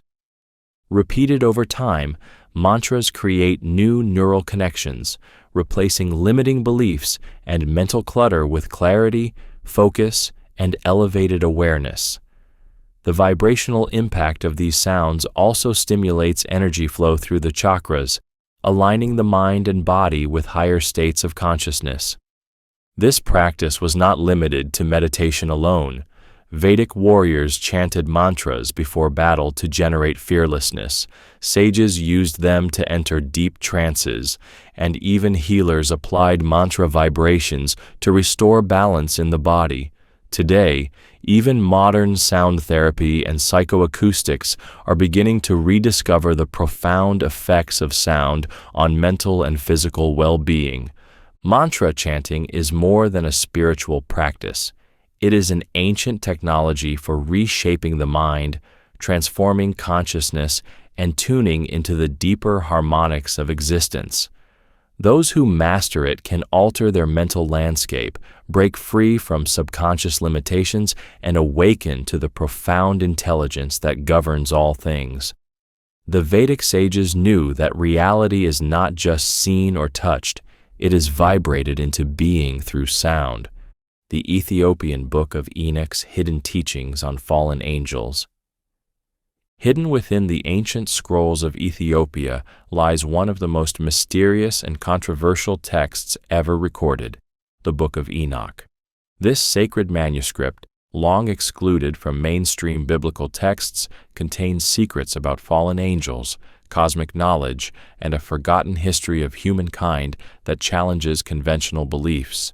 Revered by early Christian mystics and Ethiopian scholars, the Book of Enoch offers a radical account of divine beings, hidden realms, and humanity's lost connection to higher dimensions. At the heart of this ancient text is the story of the Watchers, a group of angels who descended to earth and disrupted the natural order. According to Enoch's writings, these angels, originally sent to guide humanity, defied divine law and took human wives, creating a hybrid race known as the Nephilim. These beings, described as giants and godlike rulers, possessed immense knowledge, teaching humans forbidden arts such as metallurgy, astrology, and sorcery. The Book of Enoch reveals that the Watchers corrupted human civilization by introducing warfare, vanity, and technological advancements beyond what humanity was meant to possess at that time. It describes a cosmic rebellion, where these fallen beings attempted to establish dominion over Earth, leading to their eventual punishment by the higher celestial forces. The text warns that mankind would inherit both the wisdom and the consequences of this forbidden knowledge, struggling with the balance between divine enlightenment and destructive ambition. One of the most fascinating aspects of the Book of Enoch is its detailed account of otherworldly realms and celestial hierarchies. Enoch himself is said to have been taken on a journey beyond Earth, visiting realms where angels, divine councils, and cosmic forces govern existence. He describes portals to other dimensions, landscapes of radiant light, and a universal order that extends far beyond human perception. His writings suggest that ancient humans once had direct communication with higher beings, but over time, this knowledge was suppressed, leaving only fragmented echoes in religious and mythological traditions. The Ethiopian Orthodox Church is one of the few religious institutions that has preserved the Book of Enoch as part of its sacred canon, considering it an authentic divine revelation. Early Christian mystics and Gnostic sects also studied the text, believing it contained keys to understanding the hidden mechanics of the universe. However, in later centuries, the book was removed from many biblical traditions, possibly due to its implications about divine rebellion, forbidden knowledge, and humanity's lost heritage. Modern researchers and esoteric scholars continue to explore the deeper meanings behind Enoch's visions. Some believe that the Book of Enoch provides clues about ancient extraterrestrial contact, interpreting the Watchers not as literal angels, but as advanced beings who intervened in early human evolution. Others see it as an allegory for spiritual awakening, teaching that humanity must discern between wisdom that elevates the soul and knowledge that leads to corruption. Regardless of interpretation, the Book of Enoch stands as one of the most enigmatic and powerful texts ever discovered. It presents a version of history that differs from mainstream religious teachings, offering glimpses into a lost cosmic order, a divine conflict that shaped humanity, and an invitation to reclaim forgotten spiritual knowledge. Those who read the Book of Enoch with an open mind may find that it challenges their perceptions of reality, unveils hidden truths, and reveals that the boundaries between divine and human, celestial and terrestrial, are far thinner than we have been led to believe. Whether it is an ancient warning, a forgotten history, or a guide to spiritual ascension, the teachings of Enoch remain as relevant and mysterious today as they were thousands of years ago. The lost oracle techniques of the Delphic priestesses for clairvoyance. In the heart of ancient Greece, at the sacred sanctuary of Delphi, the Delphic priestesses were revered as conduits to the divine, a living bridge between the mortal realm and the enigmatic world of the gods. Their techniques, shrouded in mystery and ancient tradition, allowed them to access prophetic visions and deliver cryptic guidance that influenced the destinies of empires. These methods, now lost to the mainstream, were the product of rigorous spiritual discipline, esoteric training, and a deep understanding of the natural and supernatural forces at play. The oracle's journey began with a state of deep trance induced by ritualistic purification, fasting, and controlled breathing. The priestesses entered a sacred space, prepared to surrender their conscious self to the overwhelming presence of the divine. In that altered state, the boundaries between the physical world and the realm of the gods blurred, allowing them to receive messages through symbols, sounds, and spontaneous images. Their communication was not linear or straightforward. Rather, it took the form of enigmatic poetry, allegorical statements, and subtle hints that required interpretation by the most astute minds of the era. The process of clairvoyance at Delphi was both a personal and collective endeavor. The priestesses, acting as vessels, tuned into the subtle vibrations of the earth and the sky, sensing the unseen currents of fate. They learned to interpret the natural phenomena, the rustle of the leaves, the flow of water, the distant rumble of thunder, as a language spoken by the divine. This intimate connection with nature and the cosmos was cultivated over years of disciplined training, with the Delphic oracle using sacred chants, meditation, and ritual music to focus her mind and transcend ordinary perception. What made the Delphic techniques so compelling was not merely their ability to predict the future, but their profound impact on the collective consciousness of ancient Greece. Leaders and citizens alike sought the oracle's counsel to navigate complex decisions, whether in matters of war, diplomacy, or personal destiny. The ambiguous and symbolic nature of her pronouncements forced individuals to engage in introspection and dialogue, encouraging a society that valued wisdom, interpretation, and a deeper understanding of life's mysteries. Even today, the legacy of the Delphic priestesses endures in the idea that intuition, symbolic thought, and a deep connection with nature can unlock extraordinary insight. Modern researchers studying altered states of consciousness and neurotheology find echoes of these ancient practices in the way the human brain can generate profound, intuitive revelations when freed from the constraints of ordinary thought. The lost oracle techniques remind us that the pursuit of knowledge and understanding often lies beyond the surface of rational discourse, in the uncharted territories of intuition, and spiritual experience. The African ancestral rituals for unlocking genetic memory. Across the diverse landscapes of Africa, ancient cultures developed profound rituals aimed at accessing the hidden reservoirs of memory embedded in the human genetic code. These ancestral ceremonies were designed to reconnect individuals with the wisdom, experiences, and knowledge of their forebears. Believed to unlock what is often termed genetic memory, these practices allowed participants to tap into the collective history and spiritual legacy of their communities. The rituals were deeply intertwined with the belief that each person carries within them the essence of their ancestors, a living archive of cultural, spiritual, and practical wisdom. Through ritual dance, drumming, chanting, and trance states induced by rhythmic movement and communal singing, participants entered an altered state where the veil between the past and the present thinned.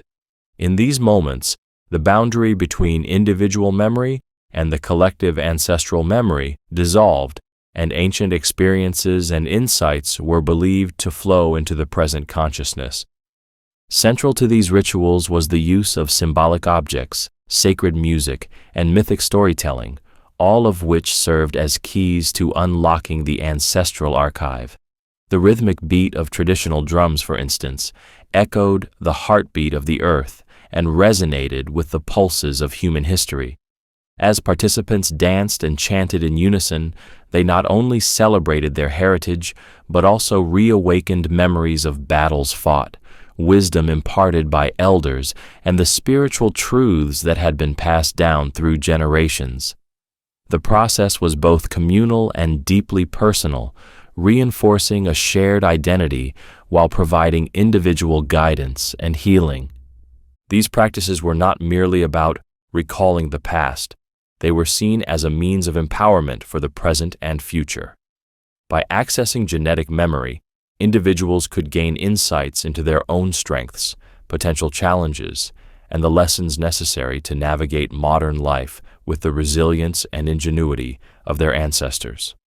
Elders and ritual specialists served as guardians of this knowledge, guiding younger generations in the art of remembrance and the importance of honoring the wisdom encoded in their very being.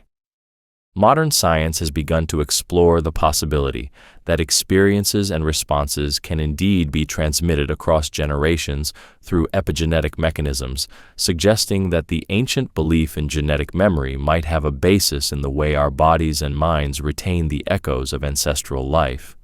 While the precise nature of these rituals may remain shrouded in mystery, their impact on community cohesion, cultural identity, and personal empowerment is undeniable. The African ancestral rituals for unlocking genetic memory stand as a testament to the power of tradition, ritual, and the enduring connection between the past and the present.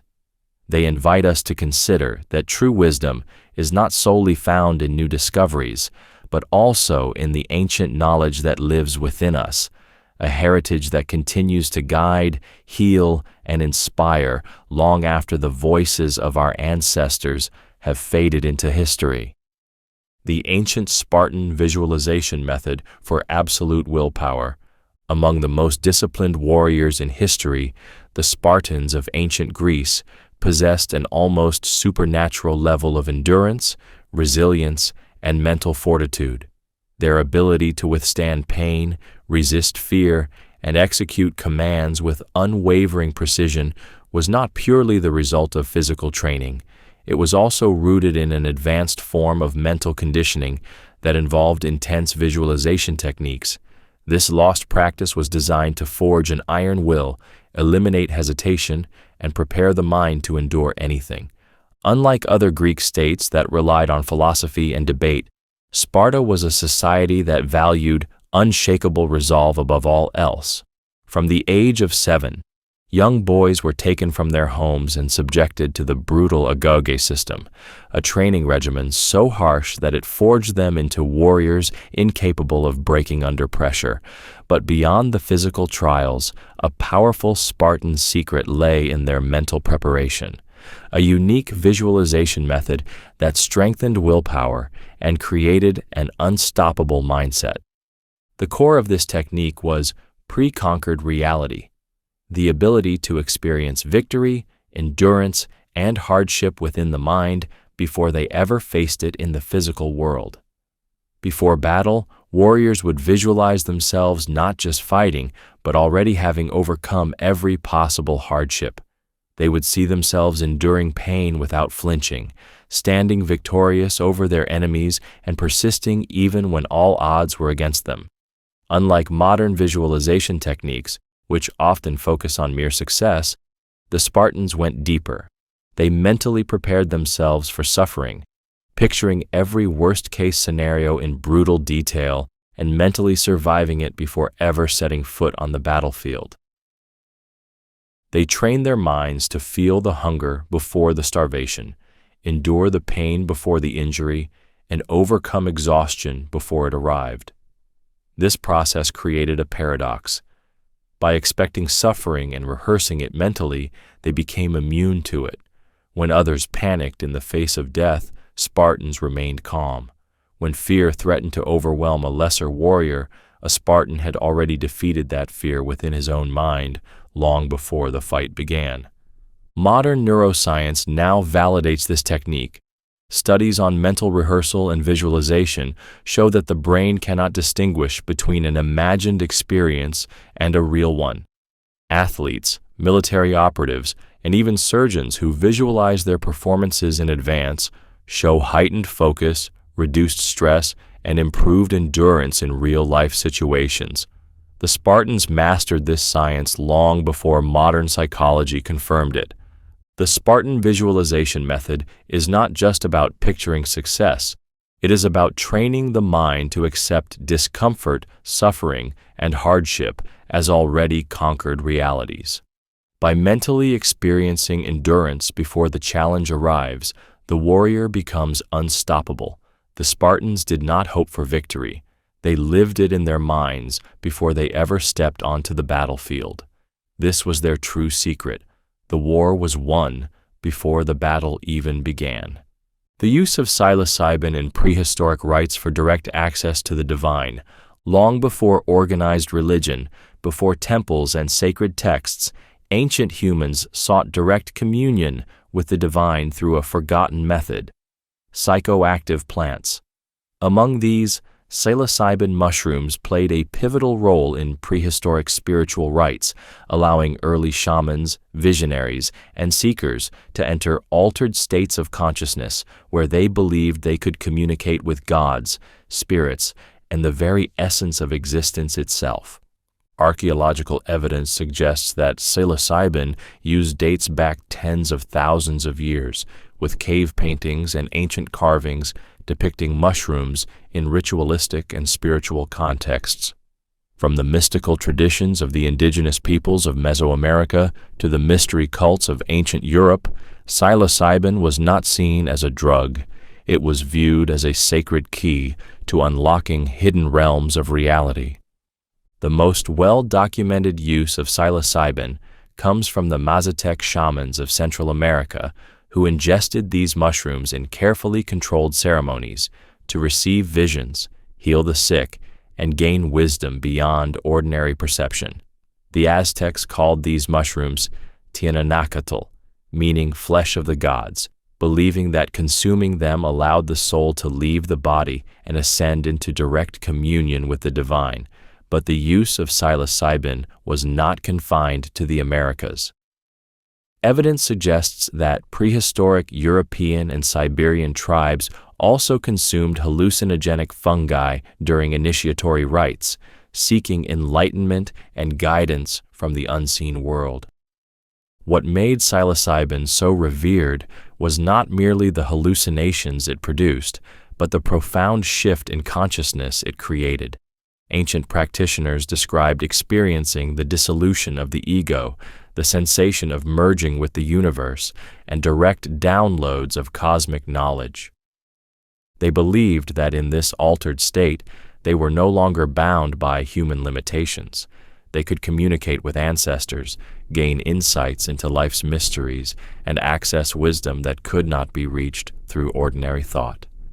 Modern neuroscience has since confirmed that psilocybin rewires the brain, dissolving rigid thought patterns and allowing for enhanced creativity, deep emotional processing, and heightened spiritual awareness. MRI scans of individuals under psilocybin show that regions of the brain that normally do not communicate begin to form new connections, leading to a sense of interconnectedness, heightened intuition, and even a permanent reduction in anxiety and depression. This supports the ancient belief that these substances were not just hallucinogens, but sacred tools for expanding human perception and reconnecting with the divine. The most intriguing aspect of prehistoric psilocybin use is its possible role in human cognitive evolution. Some researchers, including Terence McKenna, have proposed the stoned ape theory, which suggests that early hominids who consumed psilocybin mushrooms developed enhanced brain function, creativity, and language skills, accelerating their evolution into modern humans.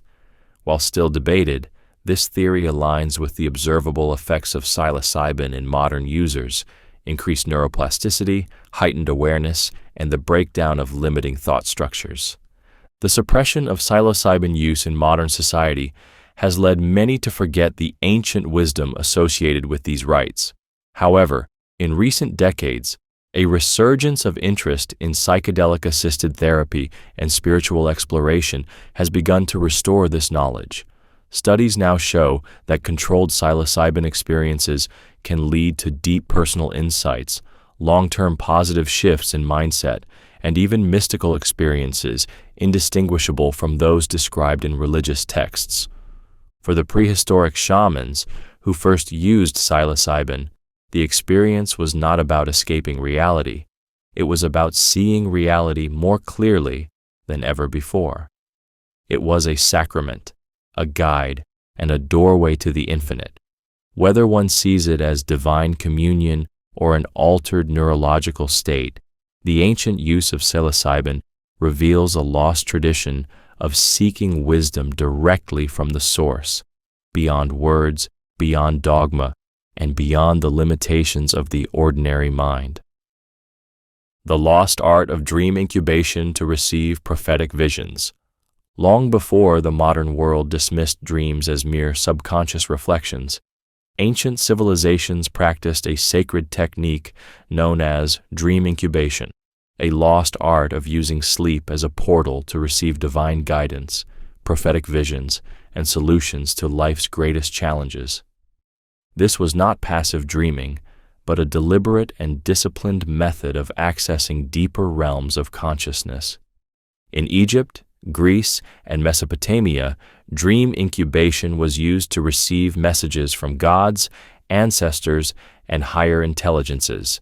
The most famous example comes from the Asclepian temples of ancient Greece, where seekers would undergo ritual purification, fasting, and meditation before sleeping within the temple in hopes of receiving healing visions or divine wisdom. These sanctuaries dedicated to Asclepius, the god of medicine, were known as temples of sleep, where individuals lay on sacred beds, waiting for dreams that would reveal cures for diseases or important life decisions. Priests and oracles would later interpret these dreams, believing they contained messages from the gods. Egyptian mystery schools took dream incubation even further. Their initiates underwent complex rituals, including chanting, specific breathwork, and anointing with sacred oils, all designed to induce vivid, symbolic dreams. Certain priests were trained in lucid dreaming techniques where they could consciously interact with dream figures, enter different dream realms, and extract knowledge otherwise inaccessible in waking life. This knowledge was preserved in ancient papyri, suggesting that dream work was not considered superstition, but a highly advanced practice of spiritual intelligence. The underlying principle of dream incubation was that the dream world was not a random collection of thoughts, but a gateway to deeper layers of reality. The subconscious mind, when properly prepared, was believed to act as a receiver for cosmic knowledge, divine intervention, and ancestral wisdom. Ancient practitioners understood that one could ask a specific question before sleep and, if properly guided, receive an answer encoded in dream symbols. Modern neuroscience has begun validating aspects of this practice. Studies on problem solving during sleep have shown that people can find creative solutions to problems through dreaming, confirming that the brain is capable of deep processing beyond waking logic. Lucid dreaming research also suggests that dreamers can train themselves to become aware in their dreams and control them, much like the ancient Egyptian priests did thousands of years ago. Dream incubation was not simply about passively waiting for visions. It required a prepared mind, focused intention, and an understanding of dream symbols.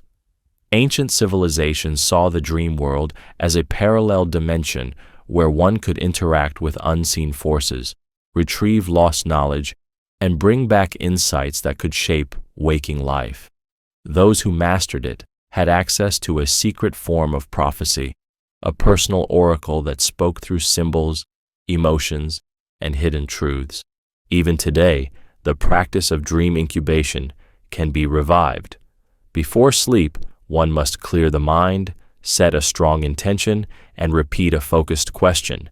Keeping a dream journal and paying attention to recurring symbols can help train the subconscious to recognize patterns. The ancients believed that the dream realm was a sacred space, a place where the mysteries of life could be unraveled, not in words, but in the language of visions. The secret astral projection techniques of the Egyptian mystery schools.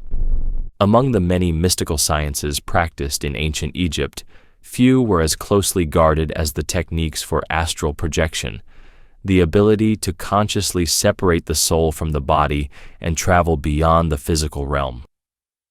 Known as Kybet, the Egyptian concept of the shadow body, this practice allowed initiates of the mystery schools to explore unseen dimensions, access hidden knowledge, and communicate with celestial beings. Unlike modern out-of-body experiences, these journeys were not accidental. They were systematically trained through precise breathing, visualization, and meditative techniques. Egyptian priests believed that the physical body was only one layer of existence, and that through disciplined practice, one could detach the consciousness from its earthly vessel and navigate other planes of reality. The knowledge of how to induce controlled out-of-body experiences was reserved for high-ranking initiates, mystics, and pharaohs. These teachings were encoded in hieroglyphs, temple inscriptions, and the sacred texts of the Egyptian Book of the Dead, which described how the soul could travel through the duat, the underworld, and higher spiritual realms. The process of Egyptian astral projection was known as Ba flight, referring to the ability of the Ba, the soul essence, to leave the body and return at will. The training involved several key steps, each designed to prepare the mind and body for the journey beyond.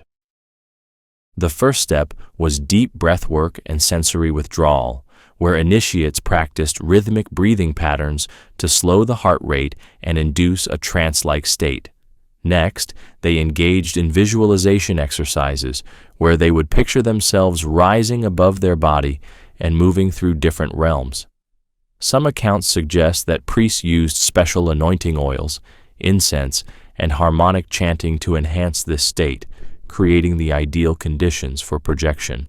The most advanced practitioners reported experiencing a complete detachment from the physical form, floating above their bodies and traveling to distant locations. They spoke of encountering spirit guides, ancestral beings, and divine entities who shared knowledge that could not be accessed through ordinary perception.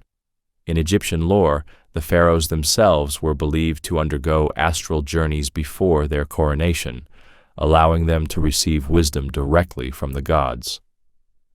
The Temple of Karnak and the Great Pyramid of Giza were considered energy amplifiers, built with precise geometry that enhanced astral travel. Some scholars believe that these sacred sites were used for initiation rites, where initiates would enter altered states of consciousness within the pyramid chambers to access astral dimensions. Modern science is only beginning to explore the phenomena of out-of-body experiences, OBEs, near-death experiences, NDEs, and altered states of consciousness. Research on astral projection suggests that during such experiences, the brain enters theta wave states, similar to deep meditation and lucid dreaming, where sensory awareness shifts and the perception of reality expands. Some people naturally experience spontaneous OBEs during sleep paralysis, but the Egyptians developed a systematic method of inducing them at will. The secret of astral projection was not just about traveling outside the body, it was about accessing higher wisdom, expanding consciousness, and overcoming the illusion of physical limitation. The Egyptians believed that when a person could separate their ba at will, they no longer feared death because they had already experienced the reality beyond the material world. This practice transformed the way they saw life, existence, and the cosmos. Even today, astral projection techniques inspired by Egyptian practices can be used to explore consciousness, enhance intuition, and deepen spiritual insight. By mastering breath control, deep visualization, and meditative focus, one can unlock the dormant ability to perceive reality beyond the five senses. The knowledge of the Egyptian mystery schools has largely been lost, buried beneath centuries of materialism and skepticism. But the truth remains: human consciousness is not confined to the body, and those who learn to navigate beyond it may find answers that no book or teacher could ever provide.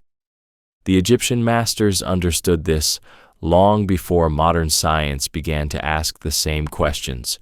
Who are we, and how far does our consciousness truly extend? The underground labyrinths, used by ancient societies for initiation rites.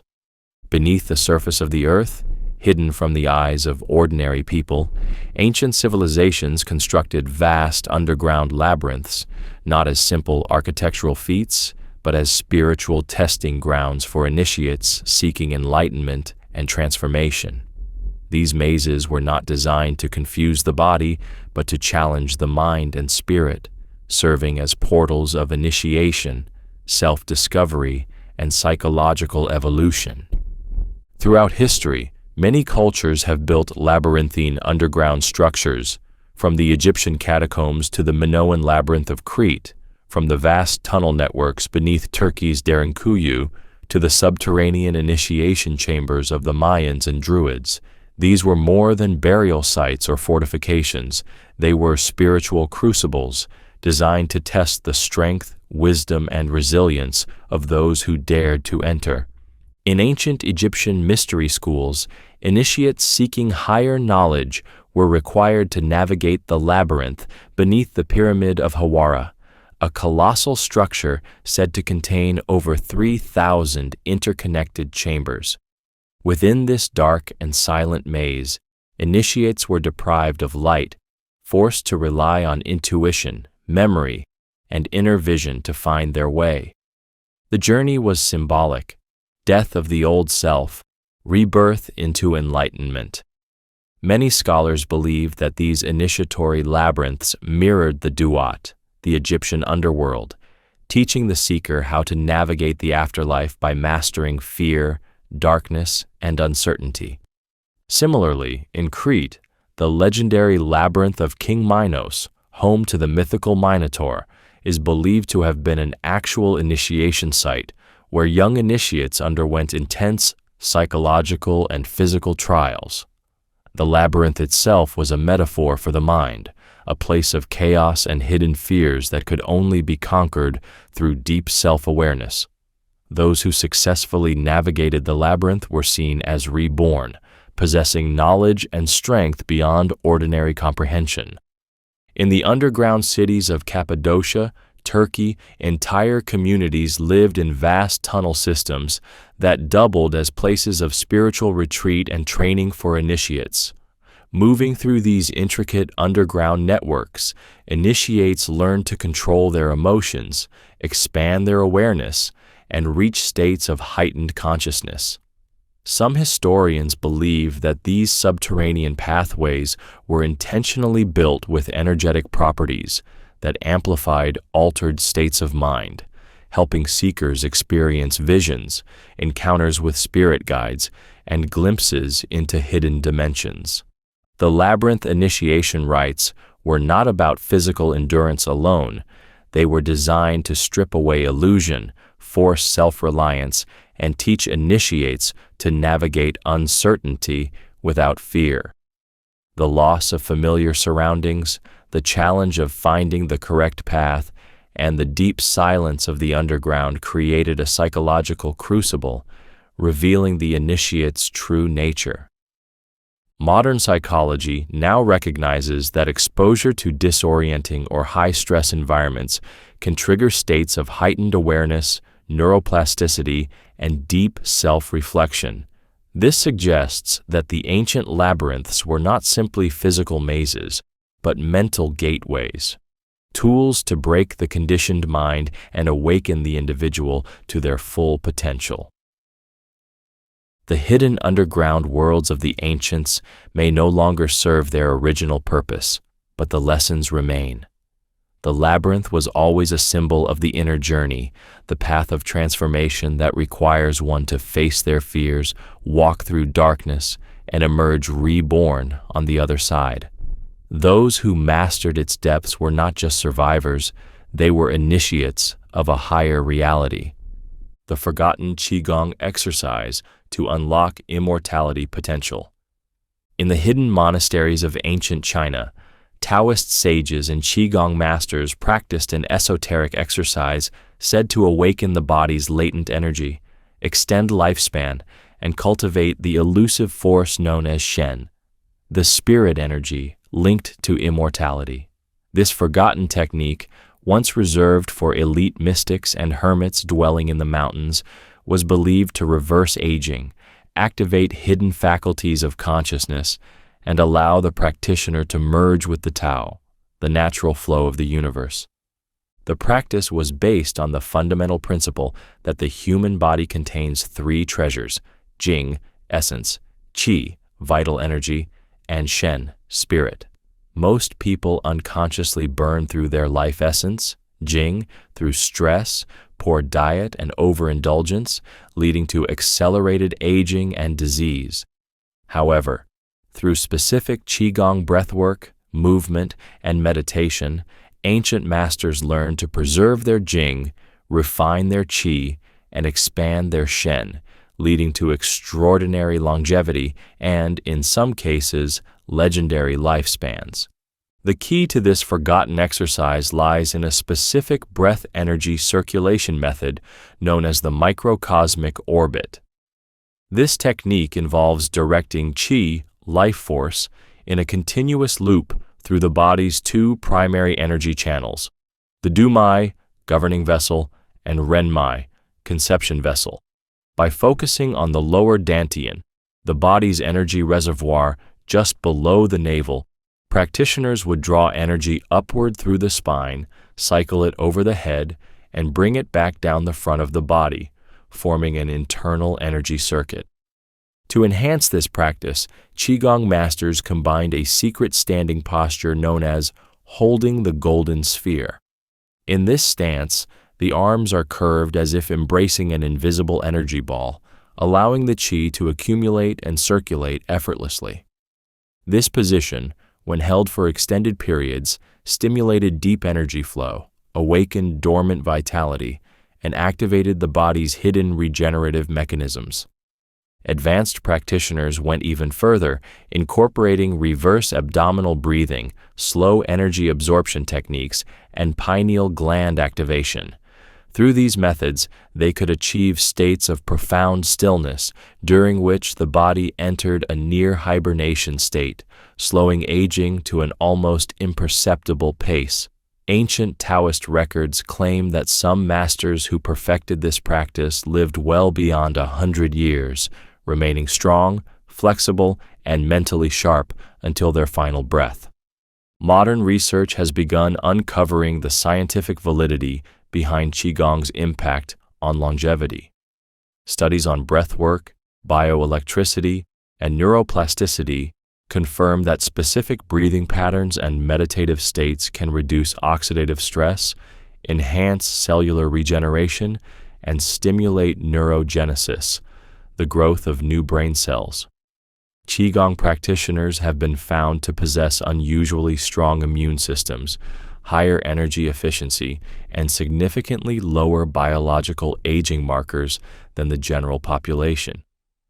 But this practice was never about mere longevity. It was about transformation. The goal was not just to live longer, but to merge with the Tao, dissolve the illusion of separation, and attain a state of effortless harmony with the universe. The true Qigong immortals were not those who sought to defy death, but those who understood that the body, mind, and spirit could be refined to such an extent that they transcended the limitations of time itself. The Lost Qigong exercise is not just a set of movements, it is a philosophical and energetic blueprint for unlocking human potential. Those who commit to its practice may discover that aging is not an inevitable decline, but a process that can be mastered, controlled, and even reversed. The ancient masters left behind a message that modern society has almost forgotten. True longevity is not found in external medicine or technology, but in the hidden energies within the body, patiently waiting to be awakened. The symbolism of the Ouroboros, the secret of infinite regeneration. One of the oldest and most mysterious symbols in human history is the Ouroboros, the ancient image of a serpent or dragon eating its own tail. Found across multiple civilizations, from Egyptian temples to Norse mythology, from Gnostic texts to Chinese alchemy, this enigmatic emblem holds the hidden key to infinite regeneration, self-renewal, and the cyclical nature of existence. It is not just a mystical symbol, but a profound teaching that reveals the secret of how to continually evolve, heal, and renew oneself, physically, mentally, and spiritually. The Ouroboros represents the eternal cycle of life, death, and rebirth. To the ancient Egyptians, it symbolized the soul's journey beyond mortality, where death was not an end, but a transition into a new phase of existence. It was often associated with Atum, the creator god, and the cosmic serpent Mayhen, who protected the solar bark as it traveled through the underworld each night, ensuring the rebirth of the sun each morning. This mirrored the idea that all endings are simply the seed for new beginnings, a secret known to the initiates of ancient mystery schools. For the Greek philosophers, the Ouroboros held the key to self-renewal and continuous transformation. The great minds of Hermeticism, alchemy, and Stoicism saw it as a symbol of self-sufficiency, the unbreakable unity of opposites, and the ability to regenerate from within. In alchemical texts, the Ouroboros was often depicted encircling the philosopher's stone, the legendary substance said to grant immortality and transmute base metals into gold. The message was clear. True transformation comes from consuming one's own limitations and rising anew. In Taoism, the concept of yin and yang mirrors the Ouroboros, showing that duality, light and dark, life and death, chaos and order, is not a contradiction, but a harmonious cycle. The Chinese alchemists who pursued internal immortality, Naidan, understood that the body, like the universe, follows cyclical patterns. Through meditation, qi cultivation, and deep introspection, they sought to reintegrate fragmented energies within themselves, just as the Ouroboros suggests the return to wholeness. Even in modern psychology, the Ouroboros finds relevance in the process of individuation, as described by Carl Jung. He believed that the Ouroboros represents the psyche's ability to self-heal, integrate its shadow, and transcend limiting patterns. Just as the snake sheds its skin to grow anew, the human mind, when fully aware, can let go of outdated beliefs, destructive habits, and past traumas, regenerating itself into something stronger, wiser, and more complete. The hidden wisdom of the Ouroboros is that regeneration is not something external. It is an internal process, requiring one to embrace the full cycle of destruction and renewal. Those who understand this truth learn how to transform pain into wisdom, failure into growth, and endings into new beginnings. The secret of infinite regeneration is not in avoiding loss or change, but in embracing the cycle and using it as fuel for continuous evolution. Those who apply this knowledge in their lives will never fear setbacks, endings, or struggles because they will know the truth. What seems like the end is always the beginning of something greater. The ancient vow of silence, used by monks to access higher wisdom. For centuries, monks, mystics, and seekers of truth have undertaken an extreme but powerful discipline, the vow of silence. From the silent retreats of Buddhist monks in Tibet to the strict monastic rules of Christian mystics and Pythagorean initiates, silence was not seen as mere abstinence from speech. It was an ancient key to unlocking higher wisdom, sharpening intuition, and achieving profound inner transformation. In Buddhism, silence is considered one of the most direct paths to enlightenment. The Zen masters teach that words are distractions, and true understanding arises in the absence of mental noise. Many monks undergo prolonged silent retreats, sometimes lasting years, where they focus solely on breath awareness, deep meditation, and direct experience rather than intellectual analysis. The great masters believed that when the voice is silenced, the mind is forced to listen, not to the external world, but to the deeper truths within. In ancient Greece, the legendary mathematician and philosopher Pythagoras required his students to remain silent for up to 5 years before they were allowed to ask questions or speak about philosophy. He believed that wisdom was not acquired through excessive talking, but through deep listening and observation. Those who could master silence were believed to develop heightened perception, telepathic sensitivity, and the ability to absorb knowledge without distortion. His secret school of initiates practiced inner quietude, learning to hear the hidden patterns of reality rather than forcing conclusions through words. Christian and Sufi mystics also used silence as a spiritual discipline. Saint Benedict's monastic rule encouraged long periods of silence to cultivate spiritual clarity, while the Sufi dervishes practiced deep inner quietness to attune themselves to divine wisdom. In many traditions, it was believed that speech drained vital energy, and only through deliberate silence could one access the deeper layers of consciousness. But beyond spiritual insight, silence also has profound effects on the brain and nervous system. Modern science has revealed that excessive talking and external noise overstimulate the brain, keeping it in a constant state of reactivity. Long-term silence, however, has been shown to lower stress hormones, enhance neuroplasticity, and activate parts of the brain associated with creativity and deep problem-solving. The vow of silence was also used as a method of psychological transformation.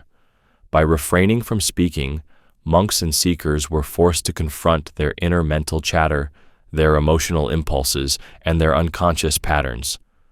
Many discovered that the greatest source of noise was not external, but internal.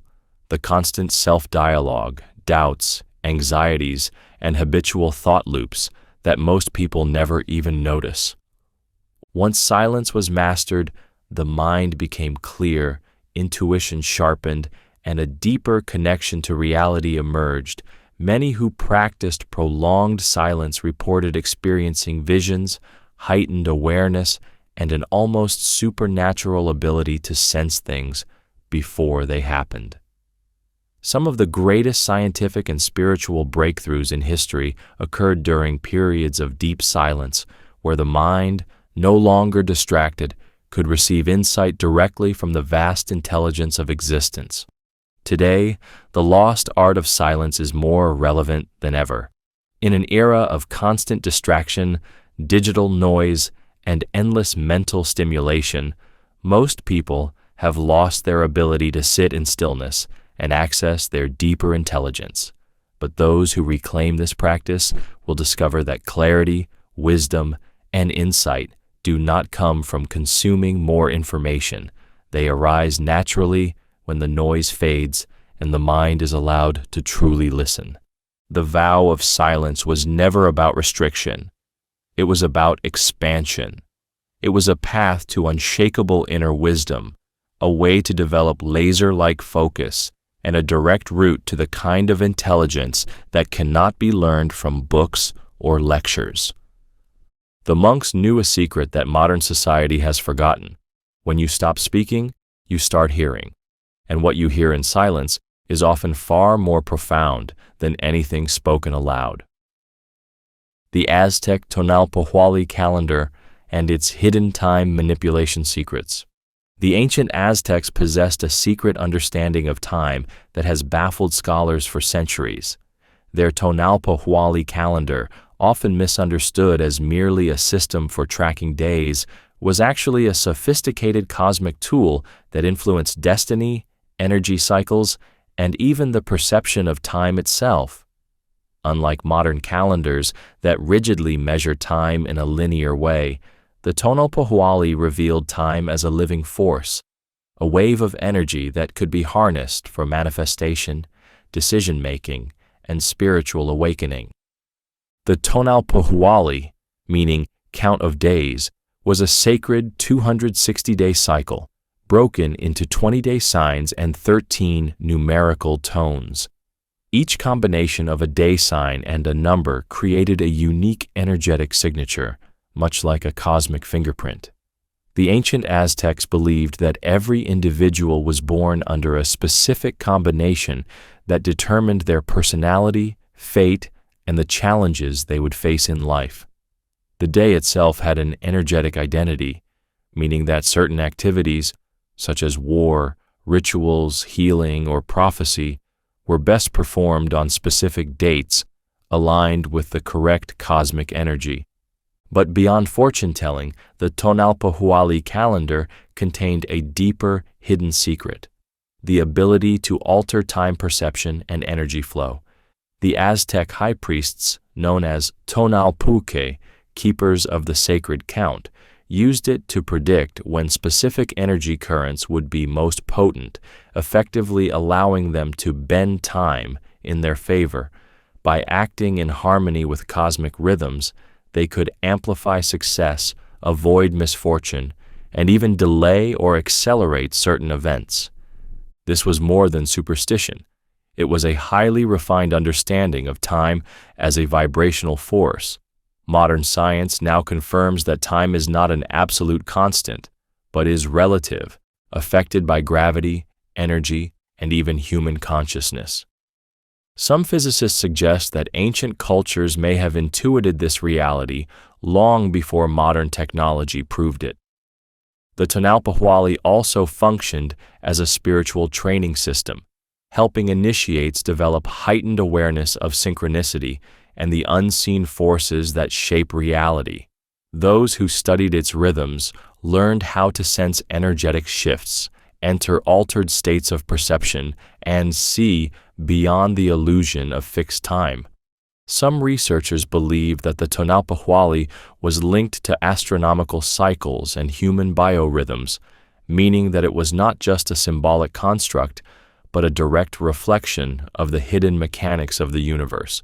Those who mastered it could align themselves with the pulse of existence itself, moving through life with effortless synchronicity, rather than struggling against unseen cosmic tides. Modern people, trapped in artificial time systems that ignore natural cycles, often feel disconnected, fatigued, and lost in chaotic rhythms. But those who study the tonal pohwali may find that time is not something to be controlled. It is something to be understood and navigated with wisdom. The ancients knew that time was not merely something that passed. It was a force that could be mastered, shaped, and lived in perfect harmony.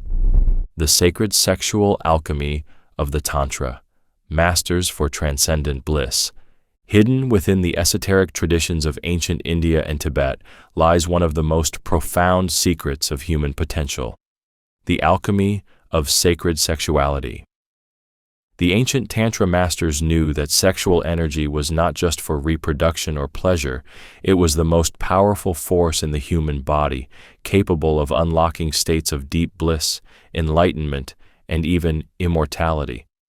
Through secret techniques, they learned how to channel this energy upward, transforming raw physical desire into spiritual awakening. Unlike the modern misunderstanding of Tantra as a purely sensual practice, the true teachings of Tantra were about mastering one's inner energy. The key to this was Kundalini, the dormant spiritual force believed to reside at the base of the spine.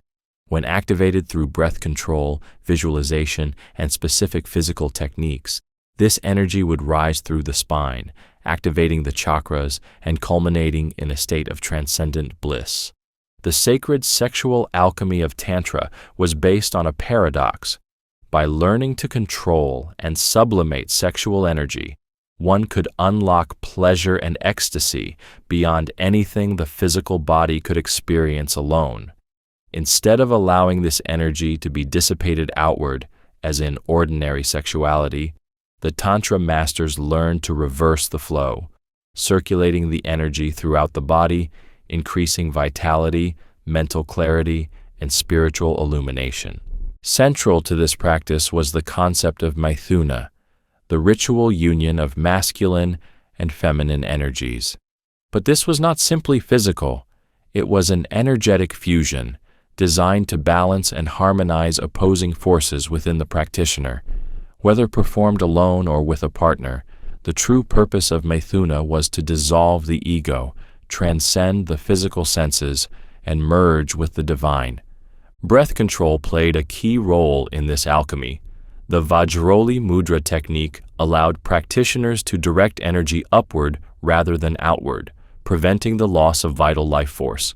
Through precise breathwork and meditation, they could extend the ecstatic state indefinitely, entering realms of heightened awareness beyond ordinary consciousness. The texts speak of advanced practitioners entering states of samadhi, complete transcendence of the mind and body through the mastery of this sacred art. Modern neuroscience is beginning to uncover the biological basis of these ancient techniques. Studies on Tantra and Kundalini activation show that prolonged states of arousal without release increase neuroplasticity, trigger deep relaxation, and cause profound shifts in brain chemistry. The ancient masters understood that when sexual energy is consciously controlled, it floods the brain with neurotransmitters such as oxytocin, dopamine, and serotonin, leading to heightened intuition, creativity, and an altered sense of time. But beyond the physiological effects, the true purpose of sacred sexual alchemy was transformation. It was not about indulgence, it was about awakening the body's highest potential, dissolving illusions, and experiencing a direct connection with the divine. In Tibetan Buddhist Tantra, the practice of Tummo, inner fire, combined sexual energy with deep meditation to generate intense heat and ecstatic spiritual vision. This practice was said to burn away all illusions, leading to a state of ultimate liberation. The lost knowledge of sexual alchemy remains one of the most misunderstood yet powerful practices for spiritual evolution. Most people dissipate their life force unknowingly, never realizing that the very energy they seek externally is already within them, waiting to be cultivated and refined. True Tantra is about learning to harness this energy, circulate it within, and expand consciousness beyond the limitations of the physical world. It is a sacred science, a forgotten art, and one of the most powerful secrets ever preserved by the ancient masters. For those who seek true transformation, the path of sexual alchemy is not one of indulgence, but one of mastery, of learning to direct the most primal force within the human body toward the highest possible realization of self. Those who unlock this secret gain access to energy, pleasure, and wisdom beyond anything the ordinary mind can comprehend. The art of speaking in riddles used by the Celts to confuse enemies. The Celts were masters of psychological warfare, and among their most enigmatic and effective strategies was the art of speaking in riddles. Unlike conventional battle tactics that relied on brute strength, the Celts understood that language itself could be a weapon, used to disorient, mislead, and manipulate their enemies. They developed a highly sophisticated way of communicating in coded speech, poetic metaphors, and double meanings, making it nearly impossible for outsiders to decipher their true intentions. This practice was deeply rooted in Druidic wisdom, where knowledge was preserved orally rather than in written texts. The Druids, who were the spiritual and intellectual elite of Celtic society, trained for decades to master the art of speaking ambiguously, using symbolic language, and crafting riddles that carried multiple meanings at once. This gave them an incredible advantage, both in diplomacy and in warfare. One of the most famous Celtic linguistic tactics was Briatharogam, word ogam, a system where meanings were layered within seemingly simple phrases. A statement could mean one thing to an outsider and something entirely different to an initiated listener. This ensured that important messages could be exchanged in public without enemies ever understanding them. Beyond cryptic speech, the Celts employed battle riddles, confusing poetic taunts and chants designed to instill fear and hesitation in their enemies. Their warriors, often known for their psychological intimidation tactics, would chant phrases that sounded like mystical warnings or paradoxes, leading enemies to believe they were facing forces beyond human understanding. Some accounts suggest that the Celts deliberately spoke in kenning, a poetic technique also found in Norse and Anglo-Saxon traditions, where they replaced common words with metaphorical descriptions. For example, instead of saying, "the warrior rides into battle," they might say, "the wolf follows the storm," forcing their enemies to waste time trying to decode their meaning. This not only created confusion, but also gave the Celts a psychological upper hand, making their opponents feel as if they were facing a culture that spoke in riddles even when discussing war. Even in diplomatic or political settings, the Celts used riddles to deceive or mislead their adversaries, forcing them into uncertain decision-making. A rival chief might be given a prophecy-like statement, leaving them unsure of whether to attack or retreat. By the time they had attempted to decipher the message, the Celts had already made their next move. The lost art of speaking in riddles was not just about secrecy. It was about shaping reality through language, using words as spells that could control perception and influence events. Modern psychology now confirms that ambiguity and linguistic complexity can alter cognitive processing, causing uncertainty and hesitation in opponents. The Celts knew this long before science confirmed it. Today, this tactic is rarely used, but its power remains undeniable. Those who understand how to speak indirectly, use metaphor strategically, and communicate in layered meanings can still confuse, mislead, or outmaneuver their opponents, whether in war, business, or negotiation. The Celts proved that words, when used wisely, can be more powerful than swords. The secret of cave darkness retreats for unlocking supernatural abilities. For thousands of years, mystics, shamans, and spiritual seekers across ancient civilizations practiced an extreme form of meditation, voluntary isolation in absolute darkness. This method, often performed in deep caves or underground chambers, was believed to unlock supernatural abilities, expand consciousness, and awaken hidden faculties of the mind. The secret behind this practice was simple yet profound. When deprived of light for extended periods, the brain enters altered states of perception, revealing dimensions of reality that are normally unseen. In ancient China, Taoist monks used darkness retreats to accelerate their spiritual development, believing that after a certain number of days in complete darkness, the third eye, pineal gland, would activate, allowing access to visionary experiences, prophetic dreams, and deep inner clarity. They understood that darkness was not an enemy. It was a portal. Similarly, in Egyptian mystery schools, initiates would undergo a ritual called the Chamber of Darkness, where they would spend days or even weeks inside sealed underground rooms beneath temples. These initiations were designed to trigger out-of-body experiences, enhance astral perception, and awaken higher faculties of the soul. Some scholars believe that the Great Pyramid itself contained chambers specifically designed for these darkness retreats, used by high priests and pharaohs to attain divine wisdom. Mesoamerican shamans also practiced extended cave isolation, believing that the earth itself was a womb-like entity that could rebirth them into new levels of consciousness. In the deep recesses of caves, where no sunlight could reach, they reported encounters with spirit guides, ancestral beings, and other worldly forces. These shamans described gaining knowledge from luminous beings, experiencing time distortion, and receiving visions of the past and future. Modern neuroscience has revealed that prolonged darkness exposure triggers radical changes in brain chemistry. The pineal gland, often called the seat of the soul, begins producing large amounts of dimethyltryptamine, DMT, the same compound responsible for mystical visions in shamanic plant medicine ceremonies. This explains why so many ancient initiates reported experiencing transcendental visions, heightened intuition, and telepathic awareness during darkness retreats.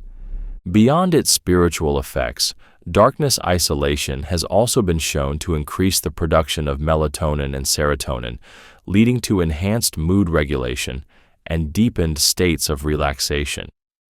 This suggests that extended time in darkness is not just a tool for mystical experiences, but also a method for profound healing and psychological renewal. The secret behind darkness retreats was not about deprivation. It was about accessing states of being that are normally drowned out by sensory overload. In the absence of external distractions, the mind turns inward, unlocking hidden potential, deep subconscious wisdom, and a connection to the cosmic intelligence that surrounds us. Many ancient cultures knew that vision comes not just from light, but from darkness. Those who entered the caves were not escaping reality. They were seeing it in its truest form, without distortion, without distraction, without illusion. Though few people practice this today, the power of darkness remains an untapped force for transformation. In a world overwhelmed by constant stimulation, reclaiming the wisdom of silence, solitude, and light deprivation could be the key to unlocking abilities that modern civilization has long forgotten. The ancient masters understood a profound truth. When you remove external light, you activate the internal light, the one that illuminates not the world outside, but the universe within. The Egyptian Ka and Ba principles, the science of soul travel. In the ancient Egyptian worldview, the soul was not a singular entity, but a complex, multi-layered force with different aspects, each playing a role in one's existence beyond the physical body. The two most important elements of the soul were Ka and Ba, and their relationship held the key to the secret science of soul travel, astral projection, and the continuation of consciousness beyond death. The Ka was known as the vital essence, the energy that animated the body in life. It was believed to be created at birth, sustaining a person through food, breath, and divine connection. It was the force that ensured one's physical survival, acting as a kind of energetic blueprint or etheric double of the person. When the body died, the ka remained in a liminal state, seeking reunion with its other half, the ba. The ba, on the other hand, was the soul bird, the part of the soul capable of movement between worlds.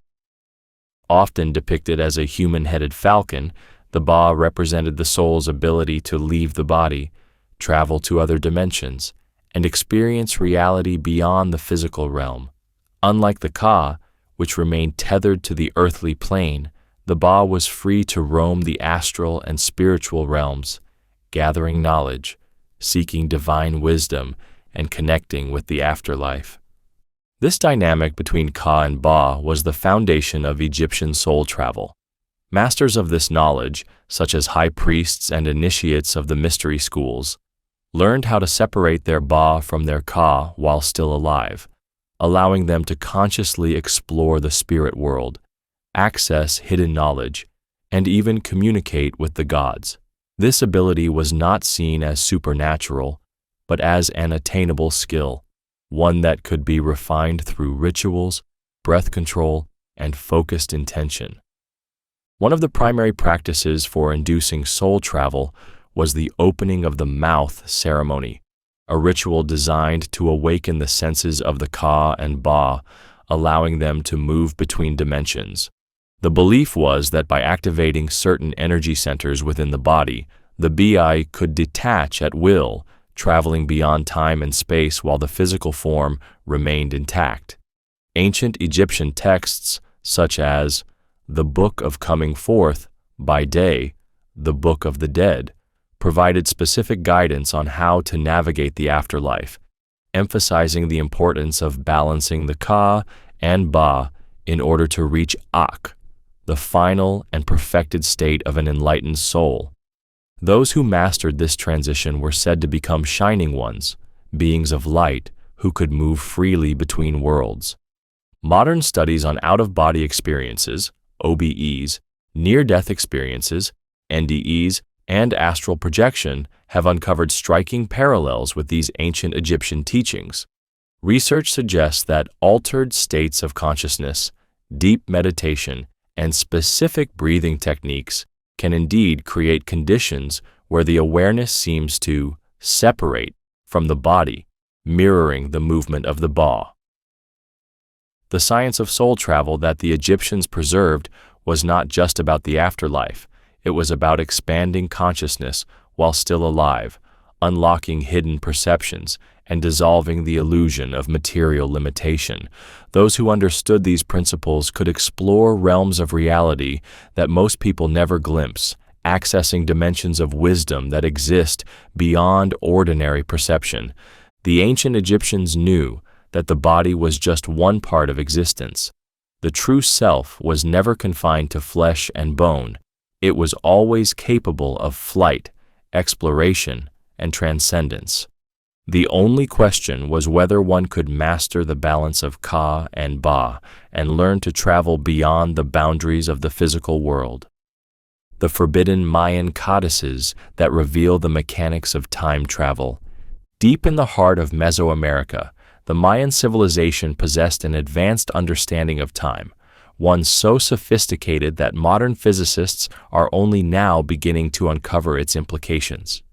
The ancient Mayan codices, filled with mathematical equations, astronomical calculations, and cosmic symbology, held the secrets of time manipulation, cyclic reality, and the ability to move through different timelines. But these texts were not meant for ordinary eyes. The majority of Mayan codices were systematically destroyed by Spanish invaders in the 16th century, who feared their contents revealed something too powerful to remain in human hands. Only 4 codices survived, and even these contained fragments of a lost science so profound that it challenges the very foundations of how we understand time itself. At the core of Mayan time travel secrets was their advanced calendar system, which did not simply track days, but measured the energetic pulse of time itself. Unlike the modern Gregorian calendar, which views time as a linear progression from past to future, the Mayan calendar was based on cycles, resonances, and the fluid nature of temporal reality. The Tzolk'in, the 260-day sacred calendar, was believed to be a map of human destiny, marking time not as fixed, but as a shifting energy that could be influenced. The Mayans understood that time was not just something to be observed, it was something that could be interacted with, altered, and navigated. The Mayan long count calendar, often misinterpreted as a system for tracking the end of time, such as the 2012 prophecy, was actually a mechanism for resetting reality, a way to align with cosmic cycles and gain access to past and future timelines. Mayan timekeepers, known as Aj-Kuaj, daykeepers, were trained in accessing different moments in history through ceremonial rites, dream work, and deep states of consciousness. One of the most shocking implications of the Mayan codices is the concept of time slips, the idea that certain individuals could consciously shift between timelines, experiencing events from the past or future as if they were happening in the present. The Mayans believed that certain sacred sites, particularly their pyramids, acted as temporal focal points, where time itself was fluid and multiple realities could converge. Modern researchers studying the Mayan concept of time have found eerie connections to quantum physics. Theories such as time dilation, parallel universes, and the idea that consciousness influences time perception align closely with what the Mayans recorded in their codices. Some believe that the Mayan understanding of time was not metaphorical but literal, that they had tapped into a method of moving awareness beyond the restrictions of linear time. Certain glyphs in the surviving codices suggest that Mayan shamans practiced altered state techniques to communicate with their future selves or access ancestral memories from the past. Some texts even hint at rituals designed to collapse time, allowing an individual to witness events across different epochs simultaneously. The destruction of the Mayan codices was one of the greatest intellectual tragedies in history. What remains hints at a lost science of time, one that could have rewritten our understanding of human perception, history, and even reality itself. But not all of their knowledge was erased. Some of the teachings were passed down through oral tradition, and modern Mayan elders still preserve fragments of the lost wisdom of time travel. Those who study the surviving codices closely can begin to see time as the ancients did, not as a fixed road, but as a living, shifting force that we are all capable of navigating. The secret the Mayans left behind is a challenge to modern thought. What if time is not something that happens to us, but something we can shape, influence, and move through consciously? If we could rediscover their lost knowledge, would we finally unlock the ability to step beyond the illusion of time and experience reality in its true, fluid nature? The Mayans may have left us the answer. The question is whether we are ready to understand it. The secret of the philosopher's stone, the alchemical path to transmutation. For centuries, alchemists across the world pursued the most elusive and sacred object of their craft, the philosopher's stone. Often depicted as a mystical substance capable of turning base metals into gold, its true purpose was far more profound. The philosopher's stone was never just about material wealth. It was about inner transmutation, the ability to transform the self into an enlightened, immortal being. The legend of the philosopher's stone traces back to Egyptian, Chinese, and Greco-Roman alchemical traditions, all of which shared a common goal: to discover the secret of transmutation, not just of metals, but of the soul itself. The ancient masters of alchemy understood that all physical matter was a reflection of spiritual reality, and just as lead could be purified into gold, so too could the human spirit be refined into something divine. The first stage of the alchemical process was nigredo, blackening. a symbolic death of the ego and purification of one's inner being. The alchemist would undergo deep introspection, shadow work, and the destruction of limiting beliefs. This was a psychological and spiritual dissolution, meant to strip away all false identities and attachments. Following this was albedo, whitening, a stage of rebirth and purification. The alchemist, now free from illusion, sought to awaken higher consciousness, cultivate wisdom, and align with divine energies. This phase was often symbolized by the washing of materials, representing the cleansing of the soul from impurity. The final stage was rubedo, reddening, the moment of transmutation. Here the alchemist attained the philosopher's stone, not as a physical object, but as an inner realization of mastery over the self and the elements of existence. Those who reached this stage were said to have gained the ability to heal illnesses, extend life, and even attain enlightenment. But what of the legendary ability of the philosopher's stone to turn lead into gold? Many scholars now believe that this was a metaphor for spiritual ascension, the transformation of the dense, lower self into a being of radiant wisdom and light. In this sense, true alchemy was not about greed, but about liberation. The emerald tablets of Hermes Trismegistus, one of the foundational texts of Western alchemy, state, "As above, so below, as within, so without." This phrase encapsulated the secret of transmutation, that the inner world and outer world are mirrors of each other, and by changing one, the other follows. Modern science has begun to uncover strange parallels to alchemical teachings. The field of quantum physics suggests that matter itself is fluid, shaped by energy and perception. The ability to change reality through consciousness, long thought to be a mystical belief, is now being examined as a legitimate phenomenon. The greatest secret of the philosopher's stone is that it was never about creating gold, but about unlocking the highest potential of the human mind and spirit. Those who pursued it without greed, but with the intent to master themselves, reshape their reality, and transcend limitation, were said to have found what they sought.